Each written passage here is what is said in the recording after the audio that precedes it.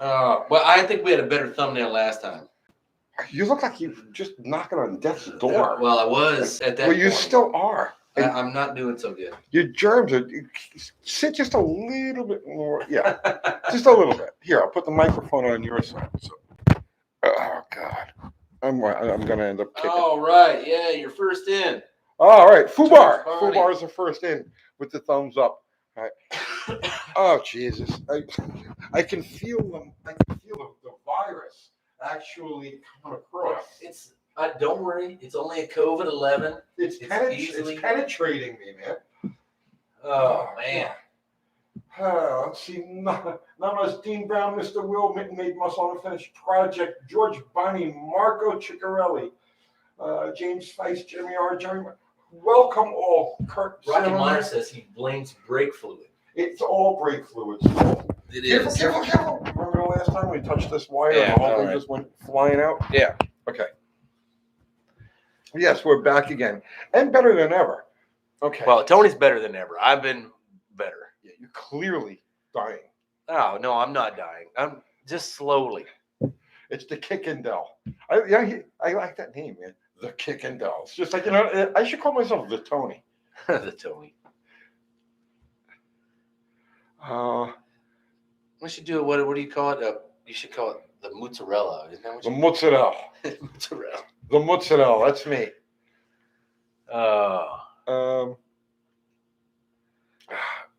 It's my brother. Hello, brother and dear friend. That's normal James from New Jersey. He pops in. Oh, really? That's really your brother? Yeah. Okay. Oh, he's still living up in the northeastern part of the United States. The People's Republic of New Jersey. Yeah. I think they ended their lockdown recently or something like that.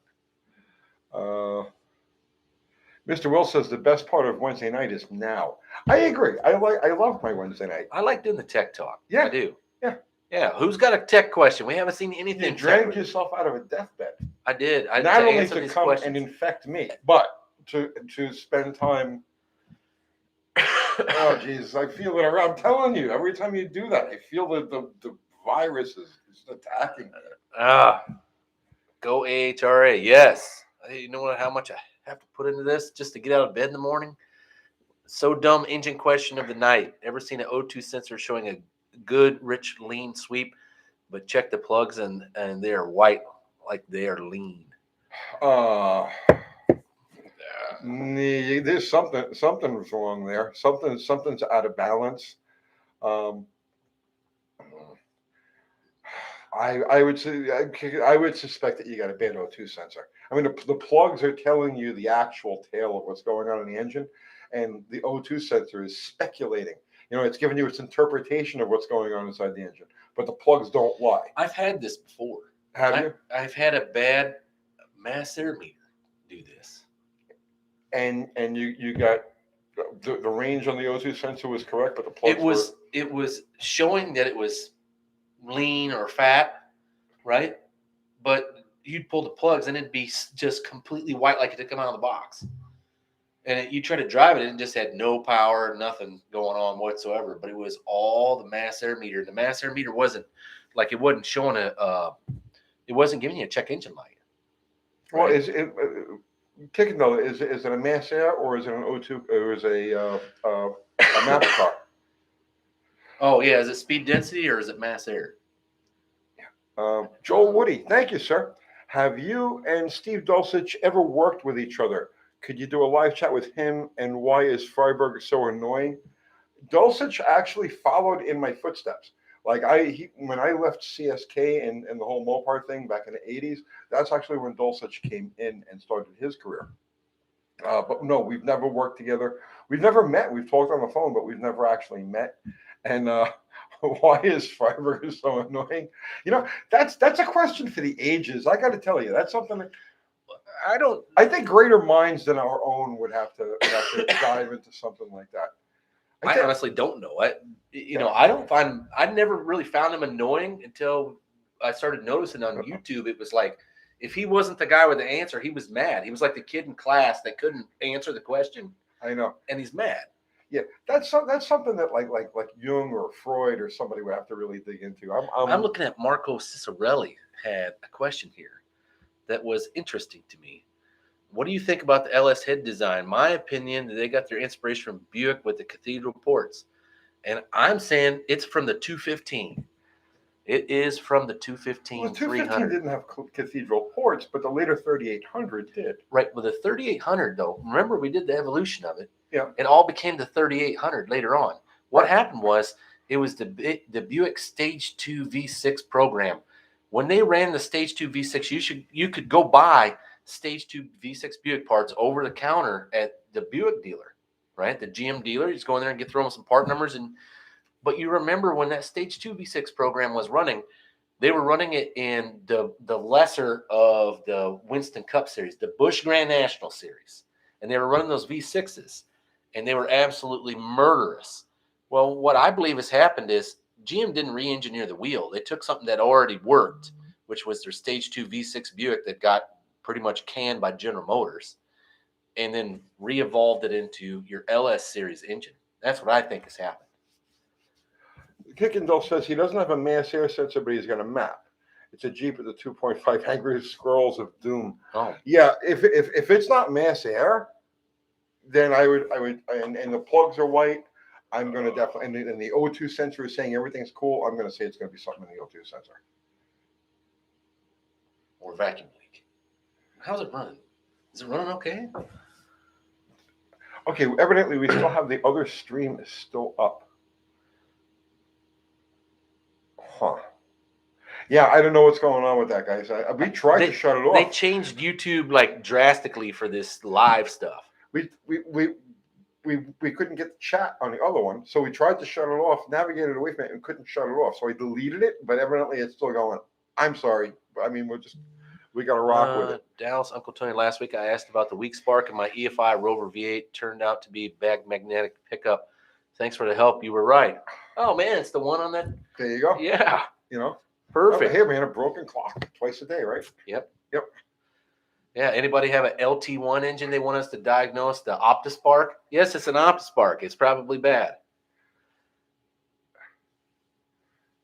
But that makes me feel pretty good though.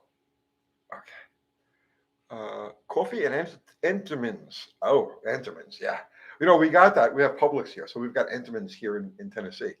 Coffee and Entenmann's with AHRA. That's actually not a bad idea. What is coffee? Oh, I'm already fat. What is Entenmann's?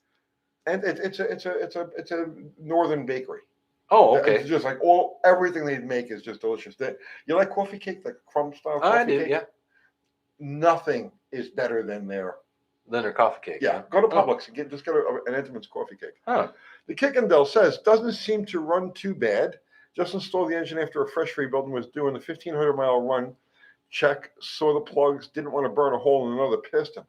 So you've already had a situation where this thing was running lean. Well, man. So I would, and it's not throwing any check engine lights? Or do you got a chip or something in that thing?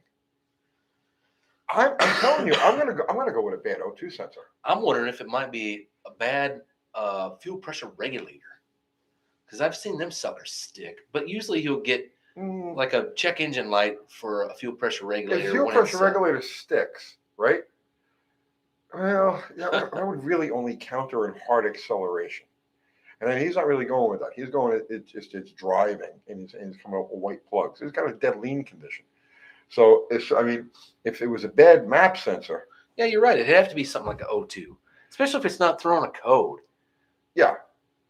Right? Because, well, okay, so it's getting its There's an easy way to do this, is to trick that thing. Go unplug the engine coolant temperature sensor. I was just going to say. And run that sucker around, do another braking on. Don't be hard on it or nothing, but unplug the engine coolant temperature sensor, and that'll force it to run full rich like it's cold. Right? Right. Then watch the plugs. And look at the plugs. Yeah.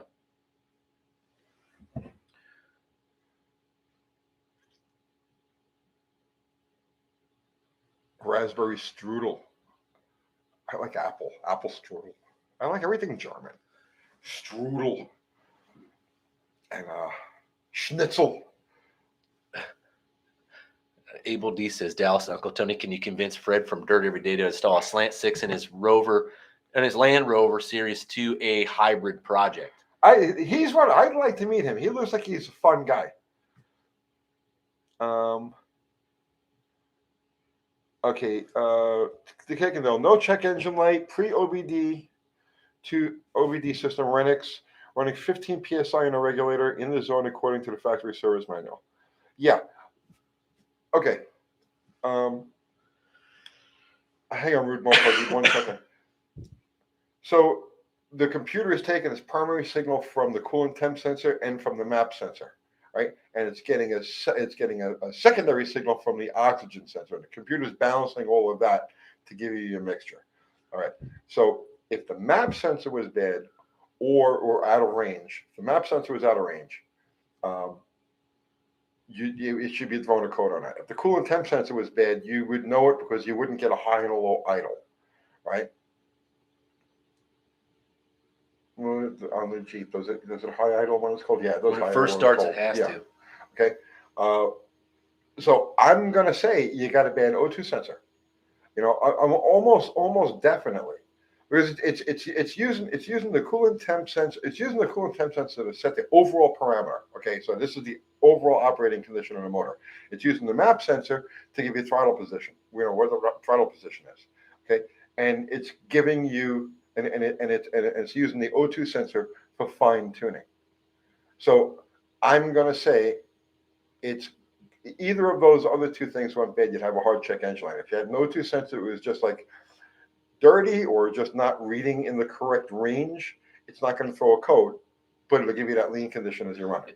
Check that, pull that engine coolant temperature sensor wire off there, just a wire off. It's going to give you a check engine light immediately, right? But leave it off and drive it around and then come back and read the plugs. See, that's the one benefit of OBD2. You know what I mean? Because you get the second O2 sensor in there, and they're comparing each other, and you can actually get a read on it. OBD1 is a little more, you know, it's a simpler system, but it's harder to deal. It's harder to pinpoint. These issues. Rude Mopar dude, Uncle Tony got that job offer at High Performance Shop, and I'm going for it. Good luck and congratulations. We have a dyno. You'll come see me in Raleigh, North Carolina. Live your best life. Absolutely, man. Good luck. Good luck with awesome. That would be awesome. Donovan English says we can use a broom handle too. For what? See, that's the question nobody asked. But they've already got the answer. Broom handle. For what? Whatever. They know. Probably, I would probably could use a broom handle to bat the viruses back at you. Hey, I didn't bring them along. I don't have a fever, man, so I shouldn't. I'm telling you, I'm gonna be at death's door tomorrow because of you. Oh God. Brian McBang shift. Brian McTaggart. Oh jeez. 75 to 79 Mopar B body. Where the hell is the gauge cluster ground? The aluminum housing of the gauge cluster is its own ground.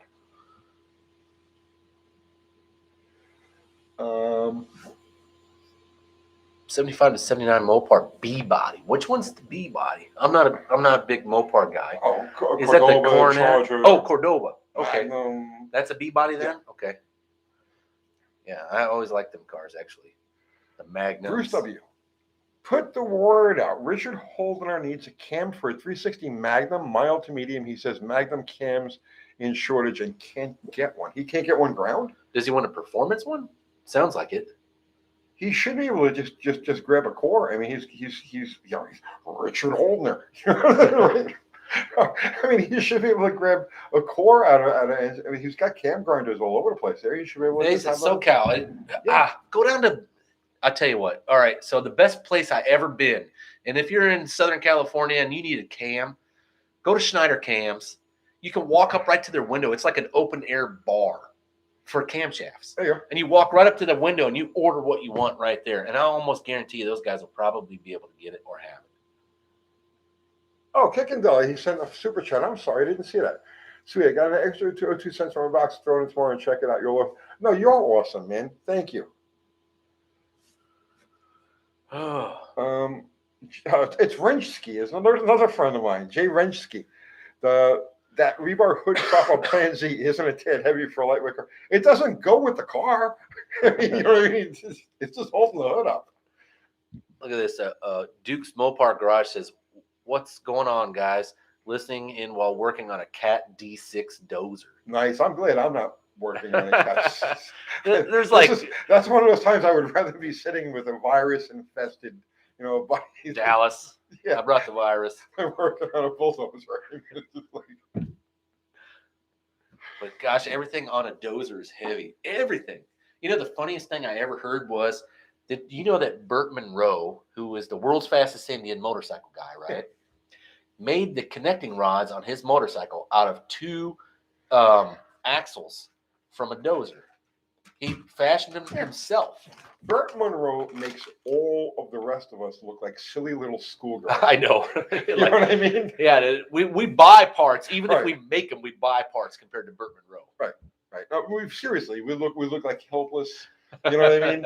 Like, children. Yeah, whiny, cry children compared to like somebody like that.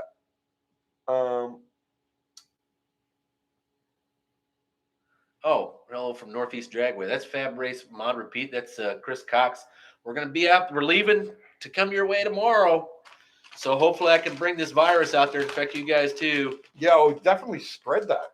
Yeah. Dallas is a super spreader. I am the definition of a super and John spreader. Wilburn has checked in. Man, has he timed out anybody yet? We got Ari, Fubar, and John. We're missing zero. Doug Norton says Burt Monroe carries balls in two wheelbarrows. I tell you what, I have the biography of Burt Monroe, and it was the little piece in there from the world's fastest Indian was like literally, I don't know, a footnote in that book. There was a point at which he drove that motorcycle during World War II. He was talking about they got rid of, you couldn't buy any fuels. Right.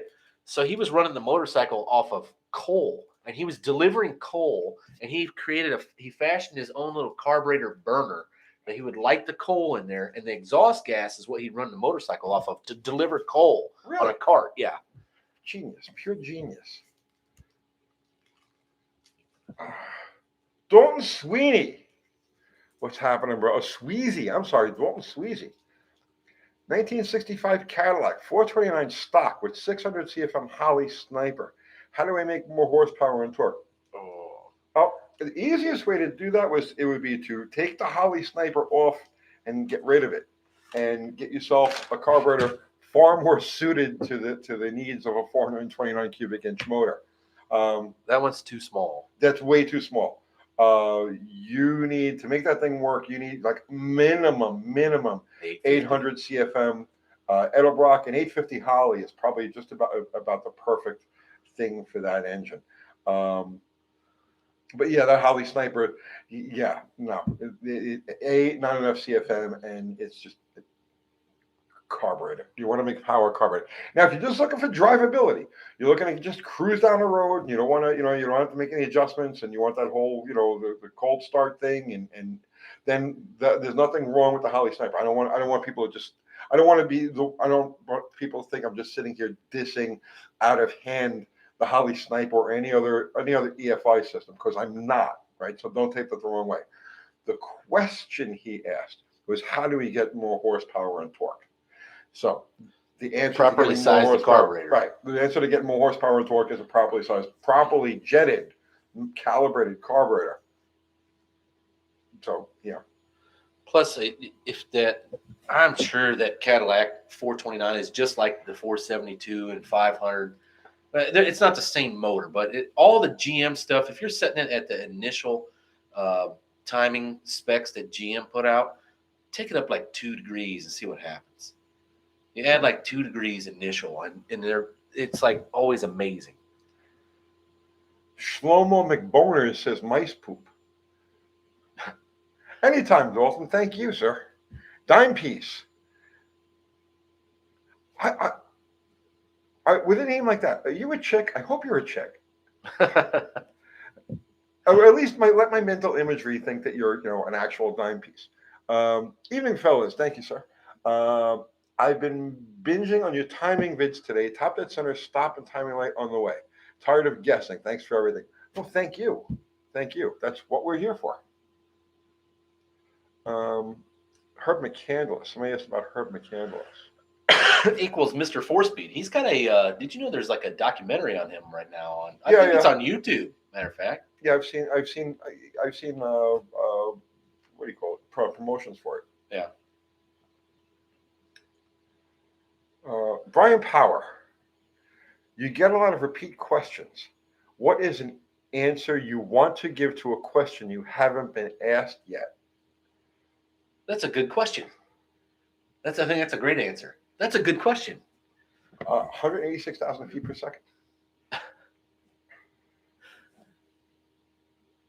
Oh, so Scott Bittner says, "Hi guys, greetings from Montana. Just recently purchased my first classic Mopar 69 GTX 440 auto with Edelbrock carb. Runs great, but now just started to idle up really high as it starts to warm."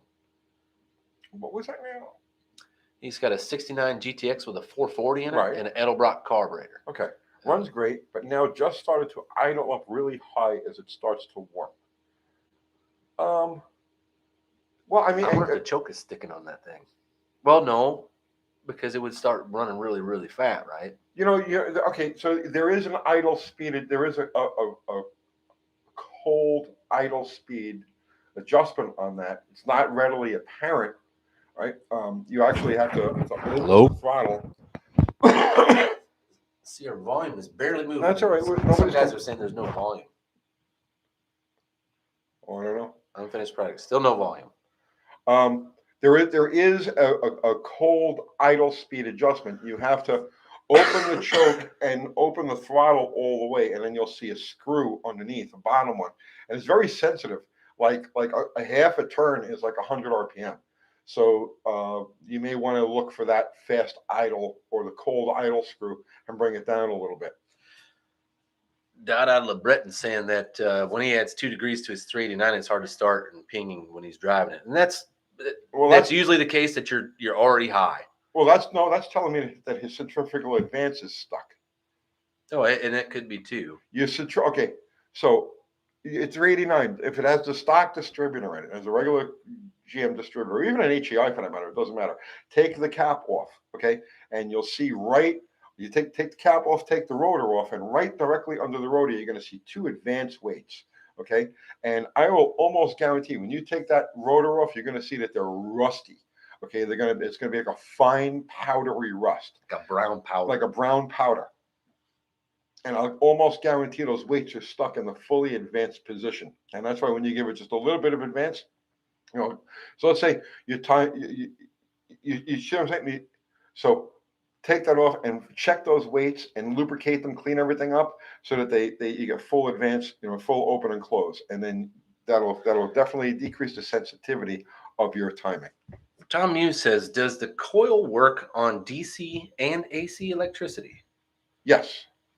It depends on what it's fed. If you feed a coil AC, you get AC. If you feed it DC, you get DC. But the Magneto is the only one I've ever seen that's actually AC. AC all the way. But most of them work on DC voltage.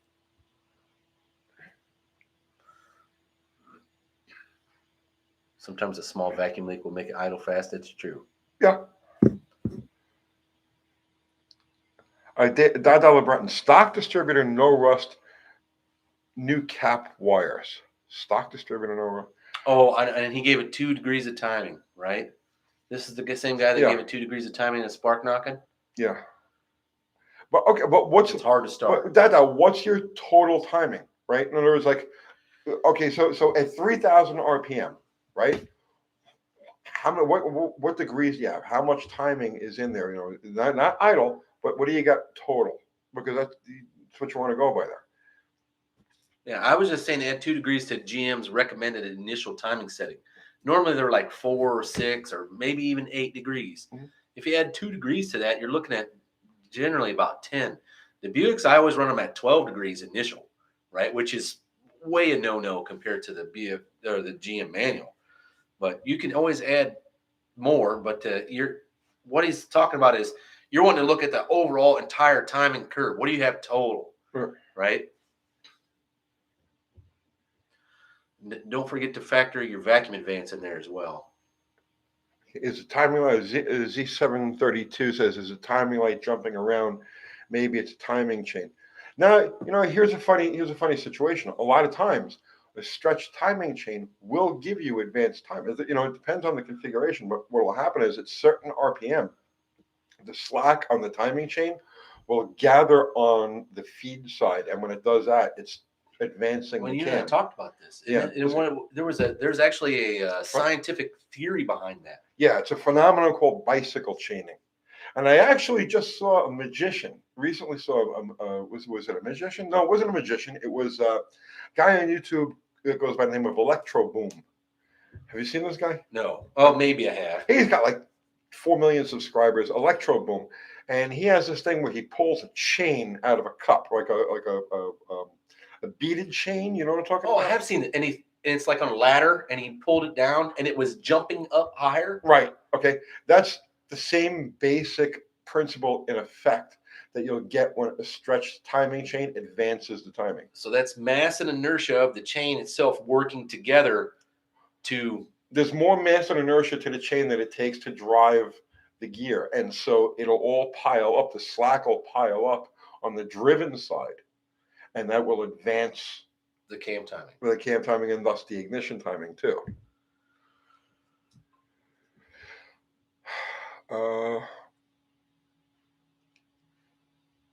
Let's see. Green Bean, thank you, sir. 100 shot of nitrous on a stock 71 big block Ford with 2-bolt mains. Yay or nay? No problem. As 850 QF carb intake and El Cheapo headers. Yeah. It'll take it all day long. 100 shot, not even a problem. Yeah. Matter of fact, if you open up some of the older nitrous kits, used to say 125 was maximum for a bone stock cast piston motor, especially a big block. The bigger the cubes, the more nitrous you can throw at it. Okay. Mr. Will, thank you. Hi, Tony Dallas. Planning on doing a top end of my 72 Buick LeSabre 354 barrel this winter. But with the lifter problem, what should I do? Go solid. It has an AC unit on top, passenger side valve cover. No, don't go solid. Yeah. Yeah, you want to run hydraulic flat tapping lifters because you don't want to have to pull that valve cover ever again once you put it on. Okay. Now here's the thing, right? The difference between solid and hydraulic is only the bleed down issue that's happening.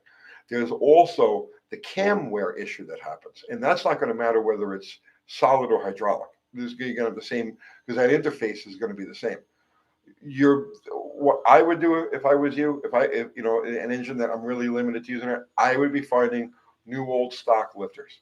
They got to be out there. You know what I mean? Oh, they are out there, and that's what I was actually just going to recommend. When I started doing these Buick motors in my garage, I bought an entire bulk set of lifters. It was 128 lifters. This is 8 engines worth, and they were new old stock. It was an OEM replacement Johnson lifter from the 90s that they hadn't used. And Antonio and I had talked about this before, but see, here's the good thing.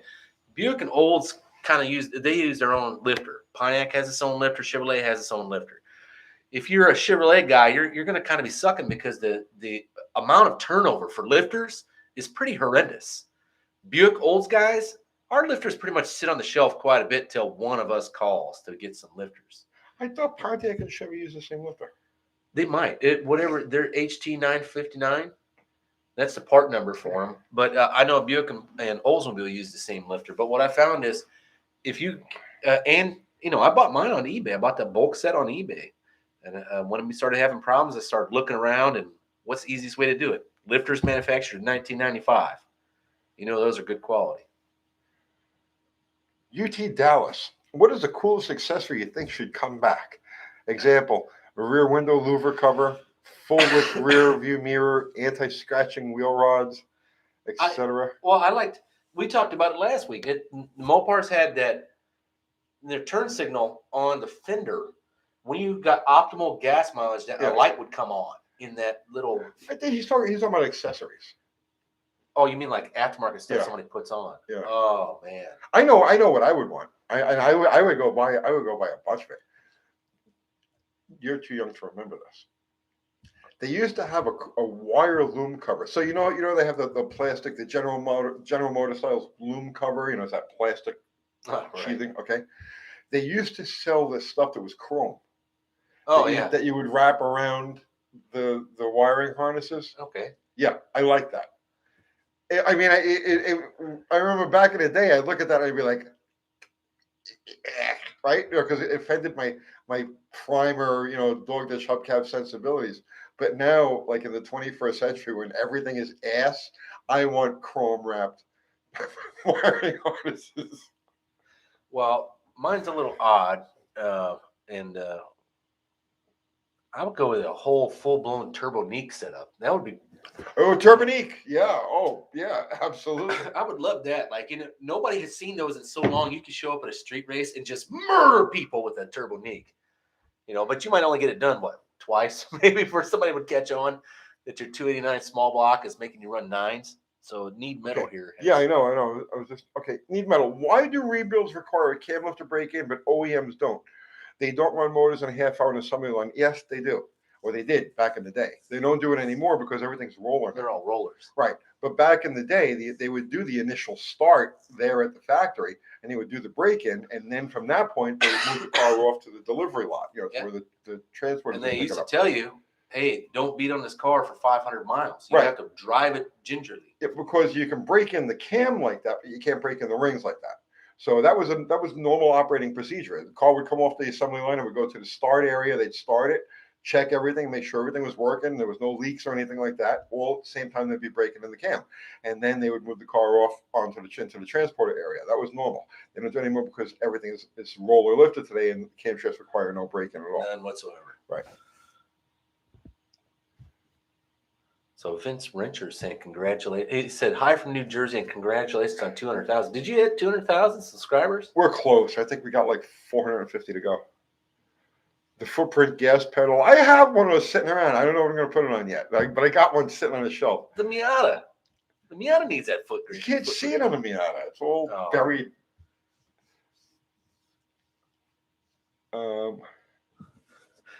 This is running by so fast. I used to love getting camshafts from J.C. Whitney back in the day. All the front drums on 66 will stay the same as a 66 Riv. Otis Driftwood, they're not. One of them's going to be aluminum. That Riv is going to be an aluminum drum. It might be the same size, though, and you may be able to use them. You should be able to swap them, but the Riv is going to be aluminum. It's Dakota, and he hasn't been timed out yet. How come nobody's timed out Dakota yet? He just got here. Z732 says footprint goes on Plan Z. Too heavy. Drill holes in it. Okay, if I drill holes in it, yeah. There's nothing lighter than a hole, right? Isn't that what you said? Too heavy, though. They still make chrome wire covers. He said he's got some for his motorcycle. Dean Brown said that. Bruce W. Miata, did you finish the tune-up, and what did it go like? Yeah, it goes like hell. It goes really nice. I had a road race guy, who was supposed to take this thing and take it to an autocross event and do it, but he disappeared because, it's the 21st century, and you can't get anybody to do anything anymore, right? So instead now, I got the kid Garrett, who's working on a junkyard jet. He had a couple of Miatas, and he's done autocross before, so he's going to take the car and go autocross it, and we'll see how it does. Gabriel DeMarco is asking, hi, Tony and Dallas, what are your thoughts on negative crankcase pressure, pros and cons? Yeah, absolutely, and it's free and easy. Oh Jesus! It's free horsepower, and this is free illness. You're giving me the Rona. I guarantee it. I don't think it's the Rona. I haven't been that sick. Wait, give it a little time. The Rona don't get you in one shot. The Rona creeps up on you. I had it lasted 6 weeks. Oh, I don't know if I've had it or not. I had something back in like November of like 19. Yeah, that's when it started going around. I was so freaking sick. I hadn't been sick like that in 20 years. Yeah, but I had it in December and January. Kathy had it at the same time. Lots of people had it, and then it became news afterwards. But yeah, there was a cluster of it here in Middle Tennessee. $5 for a 5-minute Dakota timeout. Yeah, really, seriously. I mean, I'm making money on Dakota's punishment. So let's do this thing. Oh well, 11 Bravo 01A says that. We missed a 1995 Chet Herbert's. Oh, he missed the 1995 Chet Herbert's cam. Huh. Don't need no Yankee in here, but yeah, we don't need no Yankees. Yankee, go home. Dakota says, "Come on, let me at least say hi to everyone." All right, say hi, and then you're off. He's back on the Dakota Bethune. I love that kid. Oh, Dickie Farley says he had it early in 2019. Targa Wheels had it November 2019 also. Yep. It was a bitch. It was the worst cold I've ever had. What are you laughing at? The worst cold I ever had. Well, that's what it was. I mean, it's not. This seems to be like some kind of head cold thing. I got. Yeah, I had something like that. I got it for my granddaughter probably about a month ago, 2 months ago. I was like, for 3 days, I was like sneezing and coughing. That's what I'm. That's what all I'm doing, and it's just like it's more annoying than anything. I don't feel really that bad. It's just like when you got to put effort into something, and you're like, oh, I'm wiped out already. You know, all I did was stand up. You know. Oh well, it'll get away. I'm sorry. I didn't want to bring you. Hemihead sent us $4.99. Thank you, Hemihead. Huh. Chad Choate, UTG, can I stop by the shop and talk crankshaft polishers? Yeah, but like not right now. Seriously, I got so many things going on. I can't really get into that. Give me a week or two to get out from under the after the event, after the Slant Six Nationals there at Sykes in Missouri on September 5th. Yep. I'll have time, but between now and then, I just don't have time. I'm not buying no fucking test kit. I don't need to know what I got. I don't really care. It's going to be the same, regardless of what I got. It's going to get the same thing: vitamin C, Right. fucking Robitussin, and some Alka-Seltzer cold and flu when I go to bed. I'll be fine. Did I ever tell you that when I was a young kid, I got oh shit. I got not cholera. I can't remember what the hell it's called. I had one of them really crazy fever things. I got 104 fever. Okay, yeah, I've had that. And it was like, you know, back then you didn't go to the hospital. My old man was like, pack him in ice. Like, I can only imagine my dad packing me in ice in the bathtub, right? And then like putting a beer in the ice right next to me and like rub me on the head. You all right? You know, open his beer can. But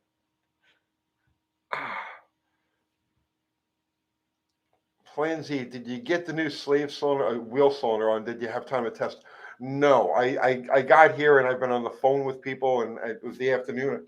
Scarlet I fever. haven't touched the car. Tomorrow morning when I come in, I'll take care of the car. Yeah, it was scarlet fever. That's what this guy was talking. Scarlet fever. That's what I had. Okay.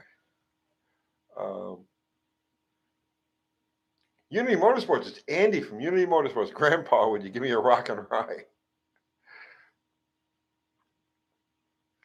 Mr. Will says that explains a lot, Dallas. Let's talk tech. I want to talk tech. Yeah, I'm in the mood to talk tech. This is a Toronto on my shirt. This is a Bathurst shirt. If nobody's noticed, I am a little worldly. I went to Bathurst in 2009, and then I was like the only American to even buy a historic Bathurst shirt. So, but I loved it. It was like Bathurst was a good time. Okay. Let's talk EGR valves. Let's not. Oh, Eric Albino says, I'm going to drag out all the parts this weekend. All right. Well, give me a call. I'm going to be in North Carolina this weekend.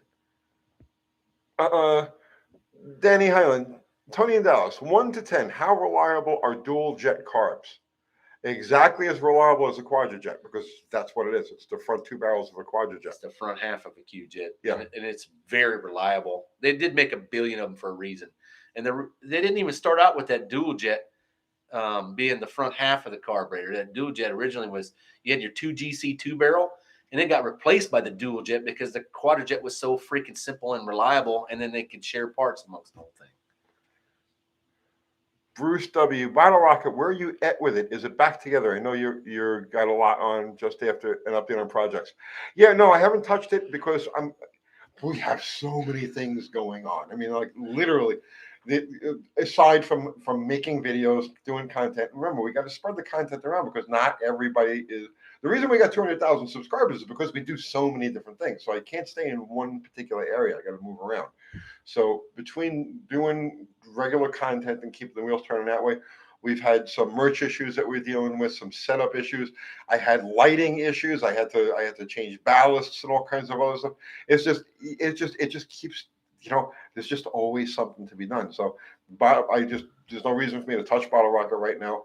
The car's not going anywhere until after September 5th, when we run Plan Z. So as soon as that car is out of my head and we've moved forward from that, then we'll.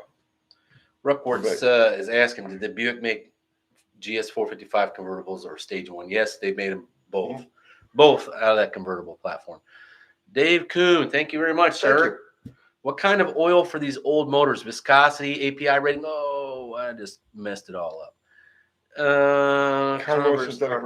Conventional or synthetic. I use Shell Rotella, and a lot of guys use a Delvac. The Delvac also has zinc in it. It has about the same amount of zinc as Rotella does. It's a diesel oil. They're both diesel oils. Yeah, any diesel oil is going to have an acceptable amount of zinc.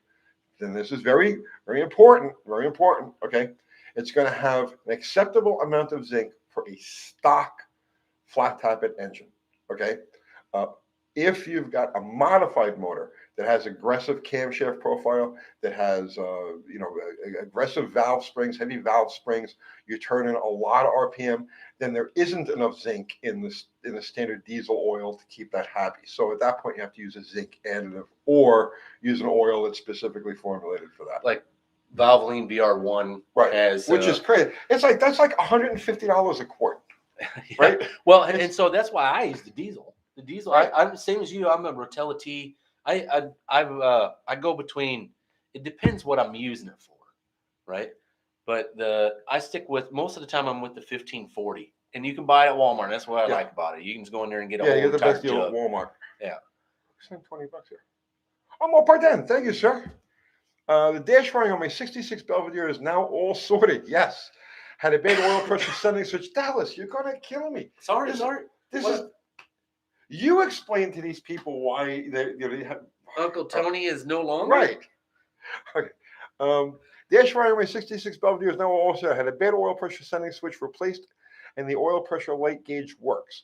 The temp gauge connector had some small corrosion on it. Cleaned it off, and all is okay. Those stock Mopar wiring harnesses are very resilient things. People like right away everybody loves to shit on the stock wiring in those cars, but yeah, cover yourself. Wear a mask. What? Are you serious? No, coming from the guy that wouldn't even go anywhere where the people were wearing masks. I won't go where people wear masks. I don't like that. No, people love to shit on the stock Mopar wiring, and honestly, it's just like you said there. You'll find little bits of corrosion here or there, especially like the bulkhead connector. You'll find some of the spades are a little jacked up, so you got to get in there and clean them. But really, seriously, they're really bulletproof wiring harnesses. You got to do something really stupid or neglectful to have a problem with the stock Chrysler wiring. Chuck Howard says we ate dirt. You know, it's funny that you remember George Carlin. I always like George Carlin because he's like very truthful about stuff. And he said he grew up in New York City where they used to swim. What is it, the Hudson? Yeah. He said we used to swim in shit, right? So that's why our immune system was built up. Right? Oh, pardon, sent $2 for a debt. Thanks. I probably won't buy one, but okay, fair enough. Jason's Garage, thank you. Orange juice fund for those. Look at this, man. I'm cleaning house. Dang, somebody needs to send me a vodka fund now. Well, somebody needs to actually go and subscribe to AHRA Online, right? Or you go to AHRA Online and you get merch and all this other stuff, right? I'll even cough on your package. Yeah. If you don't like somebody, if you subscribe to AHRA, we'll go with by merch, right? AHRA, online.com, okay? Or you go to his YouTube channel, the AHRA Drag Racing History channel, right? You like and you subscribe. Dallas will find your enemies and give them. He will sneeze and cough. He'll do exactly what he's doing to me, to people you hate. I'll mail them kisses. Seriously, just go for it, man. The Kickendale says Shell Rotella has a higher level of ZDP than most other. And then, okay, so guys, the zinc thing, all motor oils back in the day used to have zinc in them. It's only after like 2005, 2006 when they started taking them out, and it was because of emission systems. It was EGR, or it was EGR, O2 sensors to keep them from wiping out O2. Right. And that's why diesels don't have them, because they don't have an O2 sensor. Give it a few years, and I'm sure dumbass politicians will figure out how to remove the zinc from diesel motor oils. Unfinished project. What can I do to pass emissions inspection if my air pump no longer works and is no longer available? Where are you that you've got to pass that inspection? All right. Some of the later cars, I'm sorry, I smacked right next to the microphone. Some of the later cars have electric air pumps. Oh, yeah. Go grab one off of one of those cars, put it on a switch. When you go do your test, turn the sucker on, get your air going in there, and then when you're done with the test, turn it off. That's a good idea. And did you hear that Tennessee, the 5 counties surrounding Nashville, are no longer doing emissions testing? As of January. Yeah. Yeah, we're done. Mr. Will, Tony, good idea for the white Jeep. Make it a fancy sleeper, nice wheels, Magnum 360, and drop it a couple of inches. I'm still on the fence what to do with that truck. So I believe me, I'm all over the map with it. I don't know what I want to do with it yet. Back with 56 Buick questions. Last time you mentioned turbo, do I have to change the fuel system? If it's a 56 Buick, you're probably gonna have to change the fuel system for just about anything. Yeah. Other than that 264 or 322. If you're gonna try to boost something like that, I would definitely upgrade or modernize the fuel system. I would go through it all. You only need lean for a second to say goodbye. Yeah, you're done. So Bopart Den says, take some zinc for my cough. Did you get a zinc? I'm literally like 4 days into this sickness, and I've already been nursing it for like 4 days, right? So, all right, Buff Del Campo's here. Buff? The Buff Del Campo. Man, when are you coming back, buddy? Yeah, Z-Rod is just like the Valvoline VR1, very expensive, and I think it's just because that used to be the regular oil, but now they got to have a subsequent line just to add in zinc and oil. I think that's why they're expensive. Oh, I missed a super chat. Who? I don't know. No, would it be that one up there? $20. I got that one. Well, pardon. Yeah, it was the last super chat. If you sent the super chat and I missed you, I'm so sorry. Just repeat the question. BS Customs, thank you, sir. Mechanical secondaries versus vacuum, pros and cons. Ooh, con, fuel mileage definitely suffers. Well, only if you're in the secondaries. Yeah, but I mean, they're just not as vacuum based, right? Because they're not mechanically, or they are mechanically linked together. With a vacuum secondary carburetor, it is nearly impossible to overcarburate. Like, for instance, I have that the motor in Plan Z has a 750 Holly on it. It's a vacuum secondary 750 Holly, but it's only 375 CFM until the engine asks for more, and it'll only receive as much as it asks for. So that's the benefit of a vacuum secondary carburetor. It allows you to grow into. So, like, if you're just starting out, your automatic transmission, if you got a manual transmission, just go with a mechanical secondary carburetor. But most cars have automatics. Most of you guys build automatics. I would say a larger than you think you could possibly ever use vacuum secondary carburetor is probably the best thing to go with. So, and the reason for that is because you may have a 350 and it only needs 700 CFM to be happy, but provide 850 for it, just in case it wants it. And this way, if you upgrade cam, headers, whatever, you've got a carburetor that'll grow into it. So in that respect, I would say vacuum secondary carburetor's got the advantage. Oh, vacuum secondary is one of my favorites. The only downside to a vacuum secondary compared to a mechanical carburetor, a mechanical secondary like a Holley double pumper, is reliability. Right? A vacuum secondary is a little more complex. It takes a lot more moving parts. And then there's parts in there that are reliant upon them functioning for the rest of the carburetor function, like choke pull off, right? You don't have the correct choke pull off, or the thing's not working correctly, your vacuum secondary is out to lunch. But if you look at a mechanical secondary carburetor, once you get it adjusted, it's pretty much right. And it stays that way for a long time because it's a mechanical rod that's running it.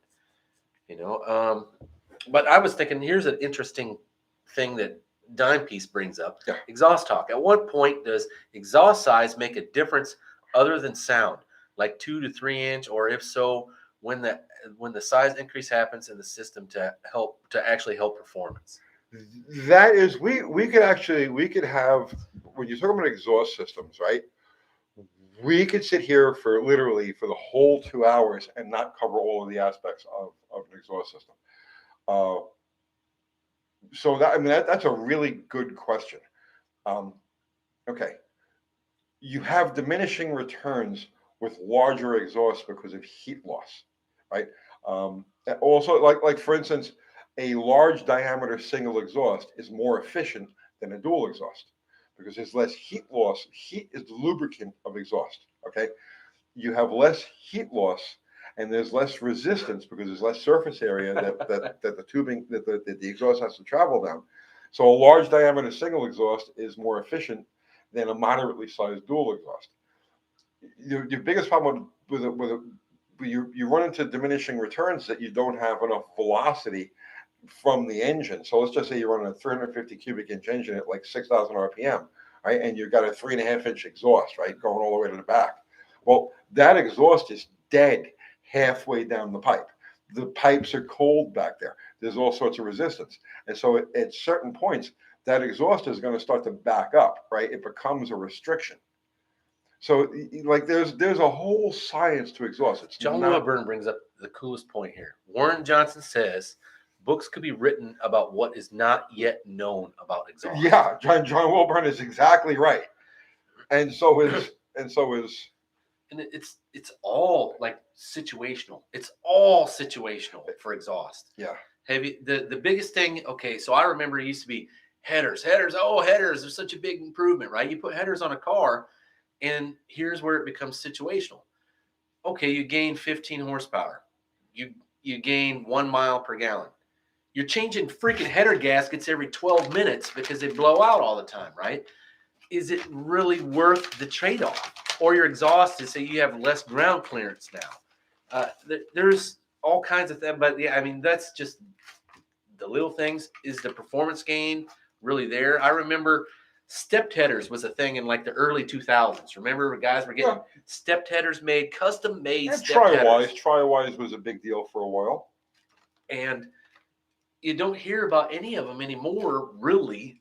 Not like that, because I mean, custom made stepped headers were freaking expensive. Let me tell you where I am with exhaust systems. Okay, if it's a car that I actually care about the performance, right? So because most of the cars I own, I don't really care. You know what I mean? If it runs okay, it runs okay. If it's something I drive on, it's like my Charger or my 73 Roadrunner, or the Slinger that Kathy drives. If it runs good and it feels good, I could care less. Just so I'll throw an exhaust on there based on how it sounds, based on how it runs through the.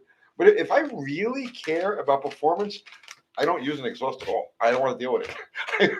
I would rather just take my foot off the gas and go past cops, right? So I'm an open header guy. It's just the way it is. If I care about performance, I don't put an exhaust on the car at all. I'll put a set of collector extensions on there to approximately where they're the best compromise for what I'm building there, and screw the exhaust. That's how complicated exhaust is. I don't want to marry an exhaust system because you decide to make a change someplace, and that's what I mean. If you have like an active high performance car, something you're really milking the performance out of, a street race car, something like that, then that exhaust system is a limiting factor. You optimize the exhaust for one setup, and then you decide, I'm going to try a different set of heads, I'm going to try a different cam, I'm going to try a different carburetor, and it changes everything down the line. So for my money, just leave the freaking exhaust system off, collector extensions, and go make noise. So L in NC asked, hey guys, when Chevy left racing in the 60s, did it hurt sales image or nothing? And Dallas, bulb or LED tree? I'm a bulb guy, but to me, it doesn't really matter, whichever one. But to answer your question, when General Motors, not just Chevrolet, but General Motors backed out in 63, and that was because they felt it was promoting an image that wasn't conducive of good business in the United States. Right. But Ford and Chrysler stepped into the void. And here's the thing: GM never really left. They said they left. Right. They right? officially left. Right, but they're the backdoor Back doors, dealings, right? Exactly. and the cars that showed up afterwards say otherwise. It's like Smokey Yunick. That's what Smokey Yunick was, like the backdoor Chevrolet guy. Yeah, but did it hurt car sales? It most likely did hurt car sales because they came back, right? Their image is what they were trying to promote as being a responsible automobile company, but I think it kind of blew up in their own face.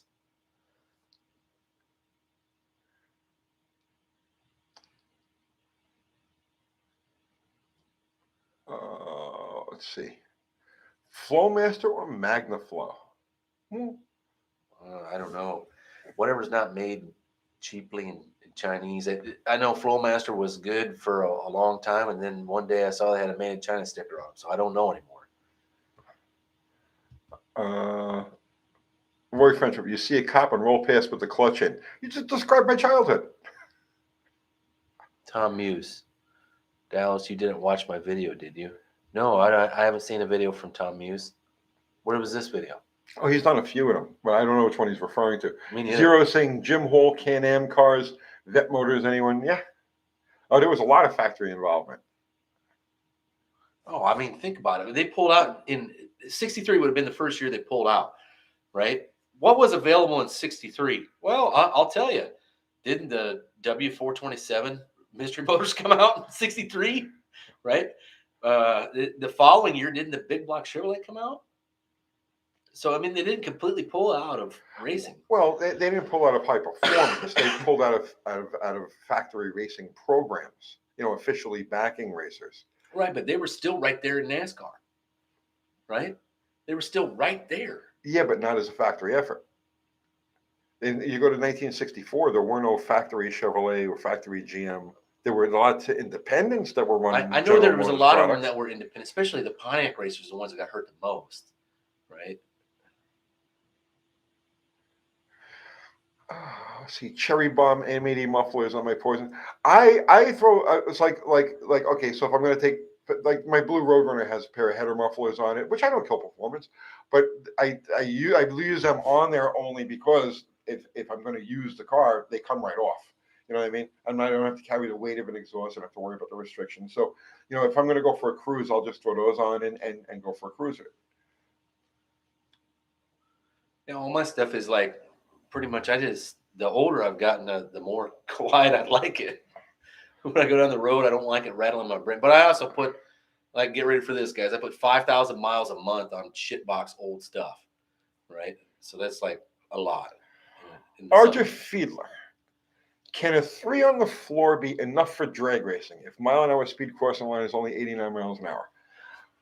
Okay. Normally aspirated engine under typical conditions, no, it's not. A 4-speed will always give you better performance, and it's generally a tenth and a half between the two. And there were road tests. There were some magazines back in the day did back-to-back tests. There was one of them, I think Motor Trend did a 3-speed Charger versus a 4-speed Charger. Both of them were 383 4-barrels, and there was a tenth and a half difference between the 3-speed and the 4-speed, which really isn't that much. And a good driver could probably make up the difference, but in a normally aspirated situation, a 3-speed, consider it to be never enough. Right? But if you boost in the thing or nitrous or any situation, any type of power adder, right, that creates a bunch of torque, the 3-speed's an advantage running in the 4-speed, which is like one of the reasons like in Bottle Rocket, I have the overdrive tranny in there because it's intended, you're running on nitrous yet, but it's intended to be running on nitrous. And that big drop and that long run through second gear, it's not going to hurt it, it's going to help it. Right, exactly. It'll help me make power as opposed to a regular transmission, a conventional transmission. I've actually toyed with this same idea because I'm building that super stock Buick, and I had for the longest time was going to do 4-speed, right? And then it just came across my plate one day. Hey, I got a Dearborn 3-speed, which is the Ford transmission that was offered in GM. It's a top loader transmission, 3-speed manual, right? Good transmission, very strong, very robust. What you want for drag racing, right? But it's a 3-speed. So then I sat down, I started thinking about it. Look at the Southeast Gassers, they require that it's got to be a manual transmission, and it can't be any more than 4 gears, 4 forward gears. They didn't say anything about 3-speeds, right? Right. So I'm like, well, that would be fair game. So I started looking at the weight. The weight of the 3-speed, you're looking at almost 25 pounds difference, Okay. right? Not a big deal, but when you're saying it's a tenth slower, and it's because it's got the you don't have the ratios assisting you in acceleration, right? But you have one less gear shift, and the possibility of you making a good pass goes up by 25%. That's one way to look at it. That's definitely Right? one way to look at it. And I've been missing a lot of shifts lately. So, but yeah, that's definitely one way to look at it. But again, see, I mean, if you're really dealing with a power adder situation, especially a turbocharger, especially nitrous oxide, which these things make torque, then that long second gear, that laboring second gear that hurts you with a normally aspirated engine, actually works in your favor. So that's the answer to the 3-speed, 4-speed. John B says the factory 3-speed manual and the 70 through 71 Mopars was a Ford made transmission. No, it was not. No, it was not. It was a new process. It was the A230. They actually used two manual transmissions in those cars. The light duty cars, so all of the Slant Sixes, all of the Slant Sixes got the A903, which is the 3-speed transmission. The 318s, column shifter 18s, got the A903. Floor shift transmissions got the A230. All of the 340, 1970, 71, 340 and 383 4-barrel cars came with a 3-speed standard, and that was the A230. That was definitely not a Ford transmission.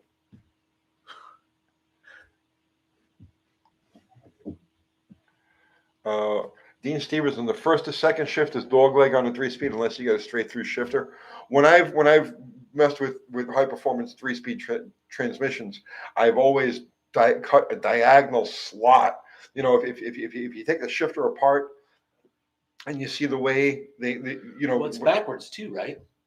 It's not first up here; it's first in the first, back. First is down where second gear would normally be, so second gear is up and over. So if you take the shifter apart and you bevel the ends, it'll actually, you just push it forward on an angle like that, and it'll slip right into the next gear.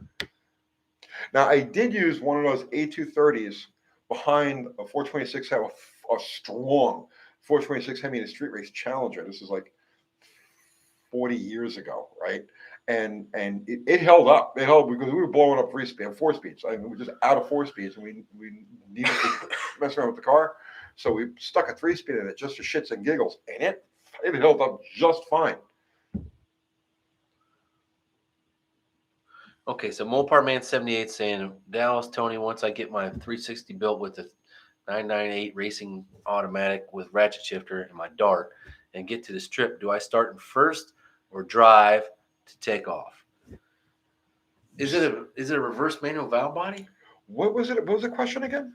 He's got a Dart, with a 360 in it, and I don't know what a 998 racing transmission is. Does he put it in first or drive to take off?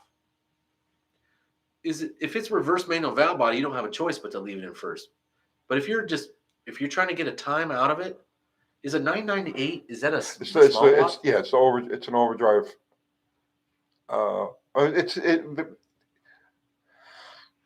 Ratchet shifter right Dart. To get to the strip, do I start in first or drive to take off?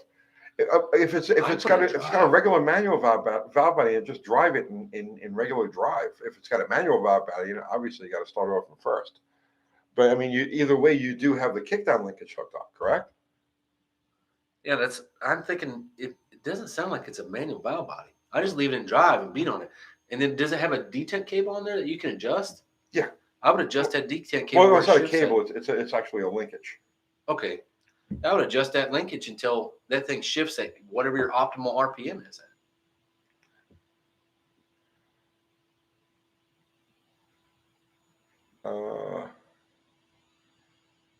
Lobo GTX, I see 73 Challenger, 3-speed manual and a floor and maple motors, I think. Yeah, that was a common thing. That was a very common thing. Well, that was, we talked about this before. It was like, that was the standard transmission that all the muscle cars came with, was a 3-speed manual. And you don't see them all that often anymore. Oh, John Wilburn is correcting me. No, the 998 is a 3-speed torque flight with low and first, second gear. Okay. So, see, you're the transmission guy.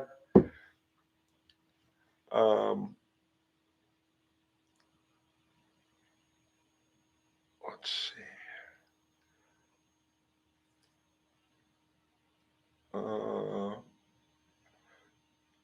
Hunter Staggs, was the original Edelbrock Torquer for a small block Chevy a good intake?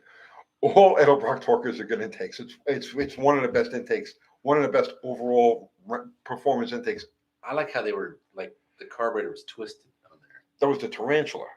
Oh, was it? That was for the big block Chevy.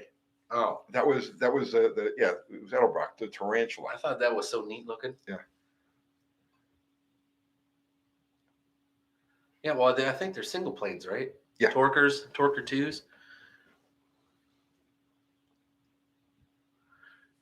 All right, so AER Valari Don Jr. is saying he just got FST 750 vacuum secondary for my 318 roller block, long tubes, RPM intake, cast heads, and 515, 530 lift roller cam. Any thoughts on this carb? What's an FST? I don't know. 750. But it's a vacuum secondary, so I'm assuming it's a Holley. It's a some sort of Holley derivative. 318 roller long tubes, RPM. I don't. Okay, cast heads. Which cast heads? 513, 530 lift roller cam. Any thoughts on this carb? What's the duration on that thing? Yeah, Well, actually, it doesn't really matter because that 750 vacuum secondary, if it's pulling good vacuum, it'll probably be about the right carburetor for it. Yeah, I mean, you're definitely going to be on the lighter. Okay, again, see, I don't know what FST means. Somebody will say it, and I'll say, oh, of course, duh, FST. I can't think of what FST is right now. But if it's a vacuum secondary Holley-based carburetor on that 318, it's a good size.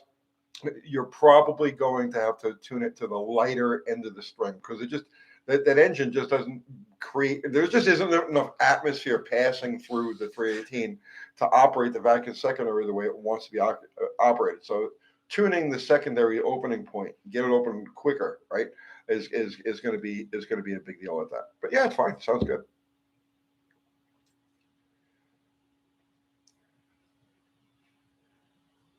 Mr. Will, Tony, I never understood why my Charger engine builder mentioned once that they would use a piece of rope to either degree the cam or something on a 426 Hemi. He was a big Mopar guy, HP Motors in New Jersey. I mean, I've filled the cylinders with rope to change valve springs. That's probably what he meant. Oh, he's probably just stuffing it in the spark plug hole and finding top dead center. Yeah, you take. We used to use clothesline, right? And people are like, but it's going to leave fibers in the cylinder. And yeah, so we used to fill the cylinder with clothesline, right? And then rotate the motor until, well, obviously first you want to take the undo the lash, right? So you take all the lash out so that the rockers are just floating there. Fill the cylinder with clothesline, rotate the motor until it won't rotate anymore. Now you've got the clothesline compressed, smashed up against the valves, and now you can do whatever you need to do to change the valve springs without having to pull the heads. Simplify says, no racing anymore, just cruising. Not liking my 391 gearing. Should I go down to 355 or 323? If you he's just got cruising, a 440. Yeah, he's got a 440. I would do 323. I did the 342 seems to be the perfect number for the Buicks. I imagine that 440 makes the same kind of torque, right? But again, he's he wants to cruise. Yeah. So I mean, honestly, okay, 323 would be happy. It would. Yeah, 323 is a great all-around gear. Here's the thing, right? Highway traffic moves a lot faster today than it did way back then. So 323s were perfect gear when the average speed limit was like 65 miles an hour. You didn't have many interstates at the time, so not every interstate was completed. You had a lot of like two lanes. So back in the day, back in the 60s and the 70s, 323 was a great gear. Today, to keep up with 80 mile an hour interstate traffic and most everything is interstate, any place you're going to go, the 294 is probably a better, the 440's got plenty of torque, right? It'll feel great, but a 294 is probably the most ideal all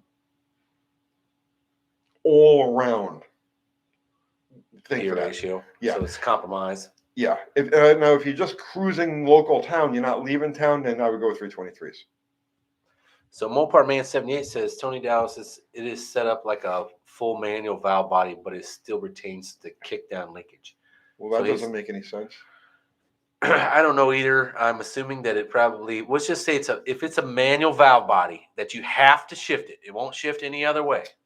Then right? take the kickdown linkage off. Yeah, start off in first. Start off in first and drive it, and then pop it into the next gear, right? You have the kickdown linkage on it. Okay, a true full manual valve body would eliminate that hydraulic circuit that the kickdown linkage actuates. So Sounds like it's just a performance transmission setup. Yeah, I mean, does it if you if you put it in drive, will it start off in first? Right, exactly. Will it upshift on its own if you put it in drive? If you put it in drive and it starts off in first, that's exactly how I would race it. Then I would adjust the kickdown to where it would allow the transmission to shift at your optimal RPM.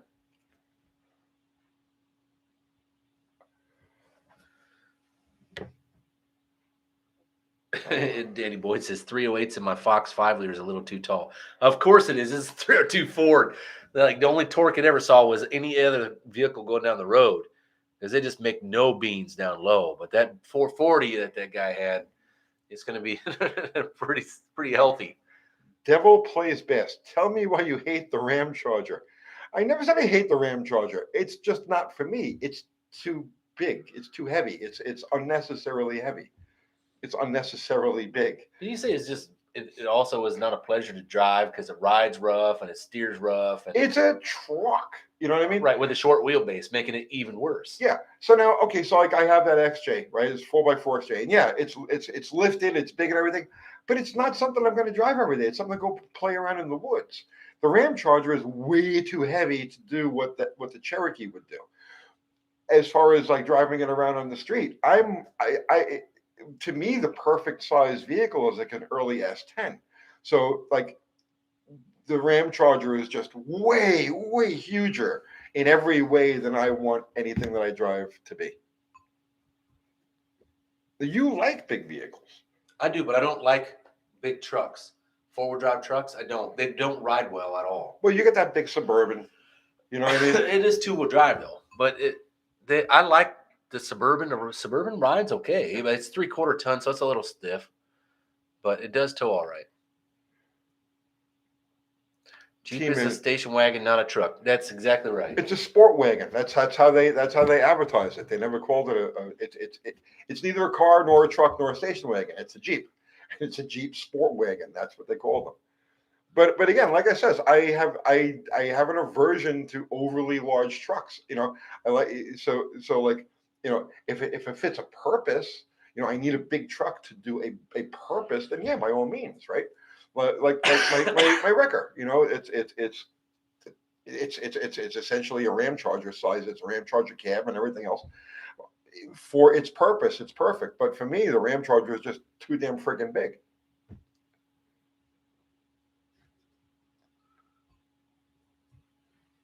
What did Kathy say here? She said 500 more subs and you made it to 200,000. There you go. All right. Donna Wendy said that if they could sub again, they would. Hey, we should get Dakota to sub all of his accounts. Yeah, Dakota, come on. Yeah, there's only 500 of them. I mean, come on.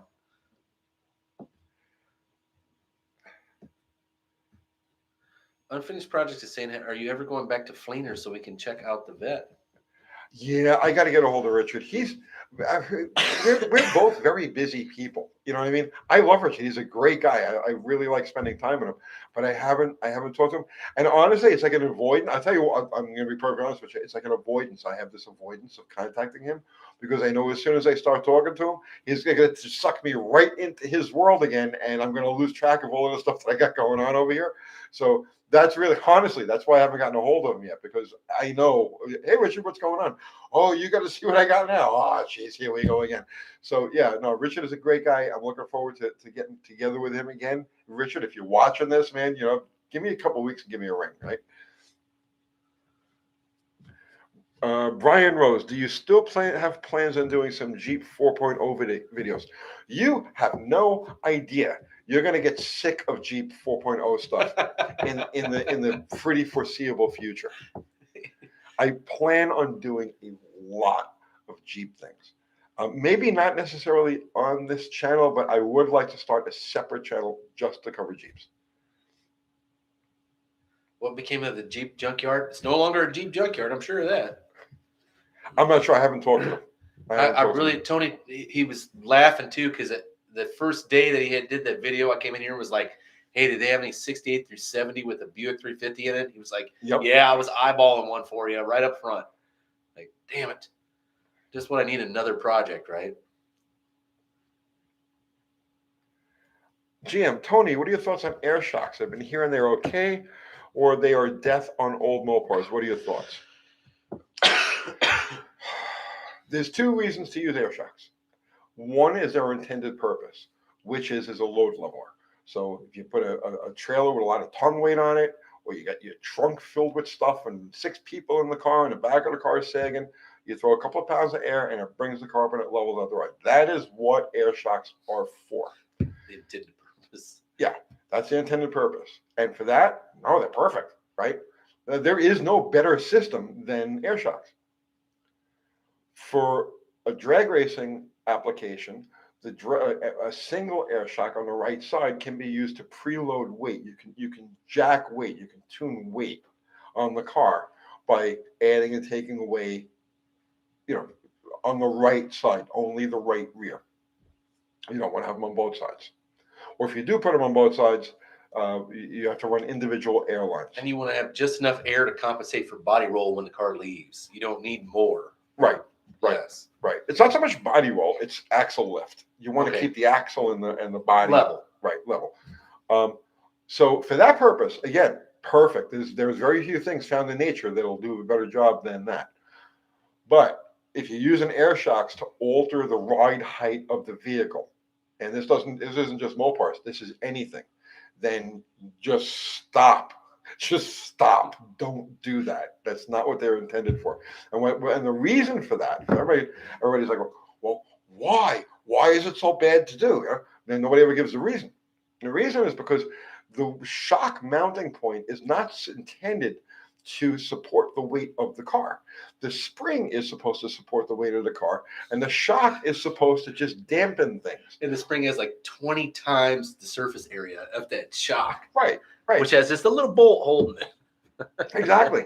So when you use the air shock to actually take up the weight of the car, every time you hit a bump or an unevenness in the road or anything like that, you're slamming against bolts that are not supposed, and sheet metal up top where it's mounted, that is not supposed to take that load.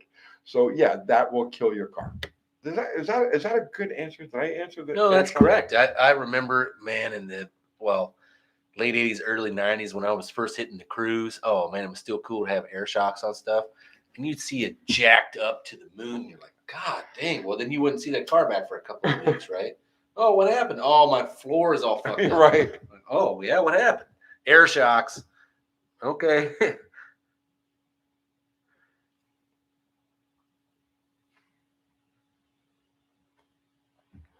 Let's see. Good night, Dada. Delivery guy RX says all you have to have is one close one in the rain when you have 100 psi in your air shocks. That would change your mind. I'm sure, because all the weight is distributed completely wrong in the car at that point. When you jack it up like that, all the weight is so nose heavy. Oh yeah, it messes up everything. All of the geometry that's built into the car to make it function right. The air shocks when you run around like that. Dennis Collins's channel kicks. Is Dennis Collins? Is he the guy that was with the Gas Monkey?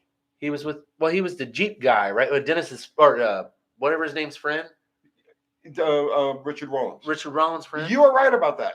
His channel does kick ass, and I only discovered it night before last because, as usual, like my usual thing is I'm binge watching Jeep stuff, right? And the first time I saw Dennis Collins' channel was the other night, and yeah, you're absolutely right. His channel is epic. Really? And is it really? Yes, it is. If you're into that sort of thing. So yeah, very good channel. Huh. I just remember I was actually rewatching Gas Monkey Garage the other day. It was the first time I watched it in, oh man, probably 5-6 years. And I started from the very beginning. And the very first episode I saw with Dennis on there, they were at an auction, and that's where Richard Rollins was like snorting Yeah. tequila or whatever the hell he was doing. Yeah, he has issues, I think. And it was like, man, I didn't think these guys were that much of a bunch of tools back then. But God, as an adult now, you know. Hillary Clinton says cigarettes are $38 a pack in Australia. That's crazy.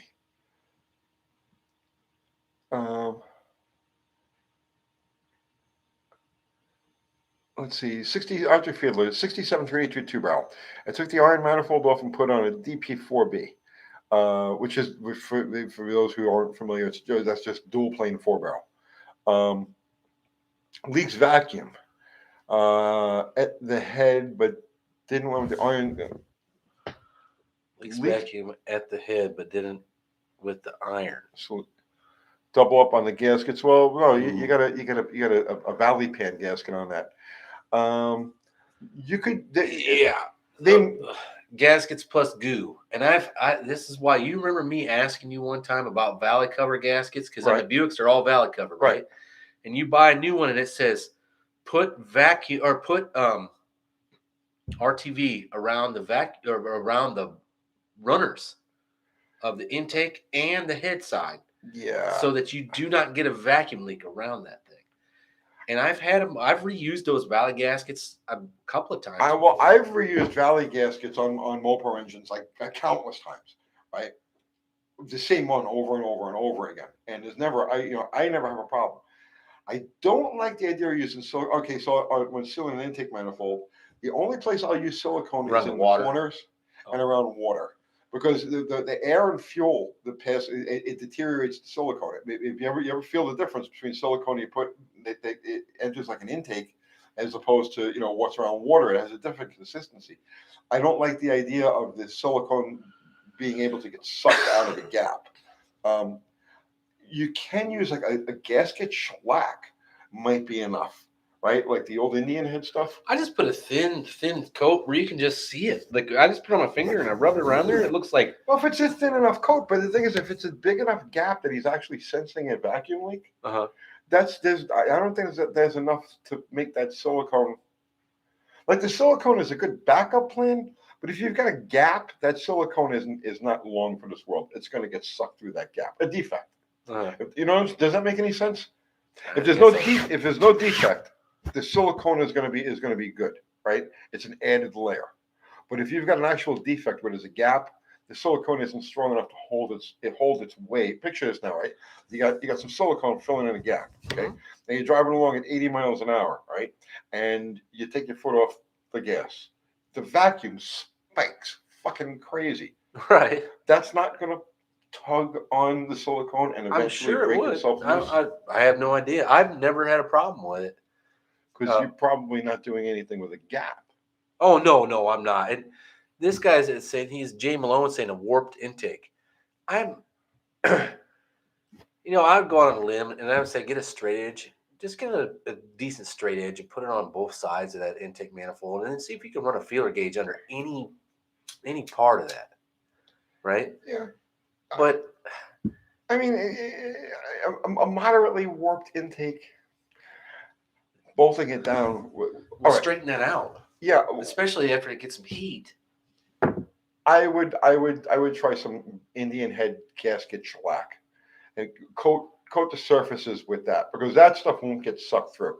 And if that doesn't work, then you've got a bad enough problem that you need to do something with the intake manifold. Yeah, I was going to say, if your cast iron one is not leaking, but then you go to the aluminum, there's something up with that aluminum one, right?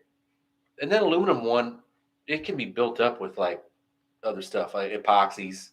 An epoxy, you can build it up with an epoxy if you have to.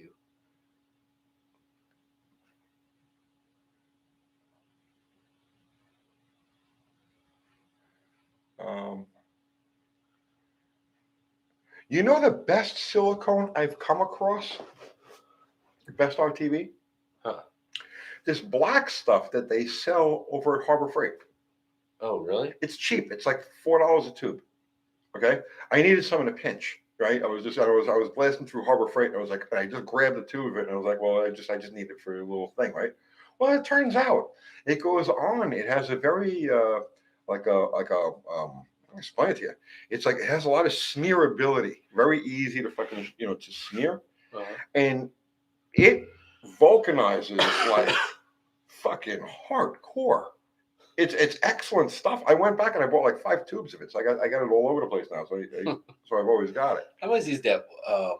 Somebody turned me on to it last year. The right stuff. Is that it? I've heard of that, but I'm not sure. It comes in a can. Well, you can buy it in a can or a tube. AR501 says Indian head is the only thing I found to keep my performer from leaking. Yeah, gasket shellac. It actually does a pretty good job. The nice thing about gasket shellac is that it will not get sucked through a gap. Once it's in there and it hardens, as long as the gap is big enough to actually capture it or small enough to actually capture it, then once it sets, it'll never get pulled through. Buffalo Campo, smearability. That's going to be a new shirt. Smearability. Honda Bond is excellent stuff too. That's that gray stuff, right? Oh, is that what they use on the diesels? I don't know if they use it on diesels, but yeah, somebody turned me on to that once before, and I've used it, and it is epic. It's good stuff. Actually, the Honda Bond is the same stuff, the same gray stuff that they were using on. Is it for Honda engines? Well, you use it on any engine, but it's their brand of gasket RTV. maker. Yeah. Okay. But yeah, the Honda Bond is great shit. I used this gray stuff. It was badass one time. JB Weld. Motor never leaked one drop. JB Weld. Yeah.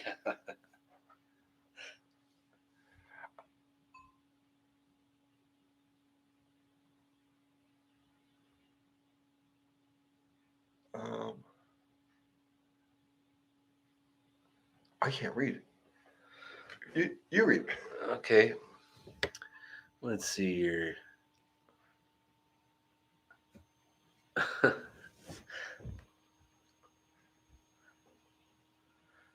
Copper spray.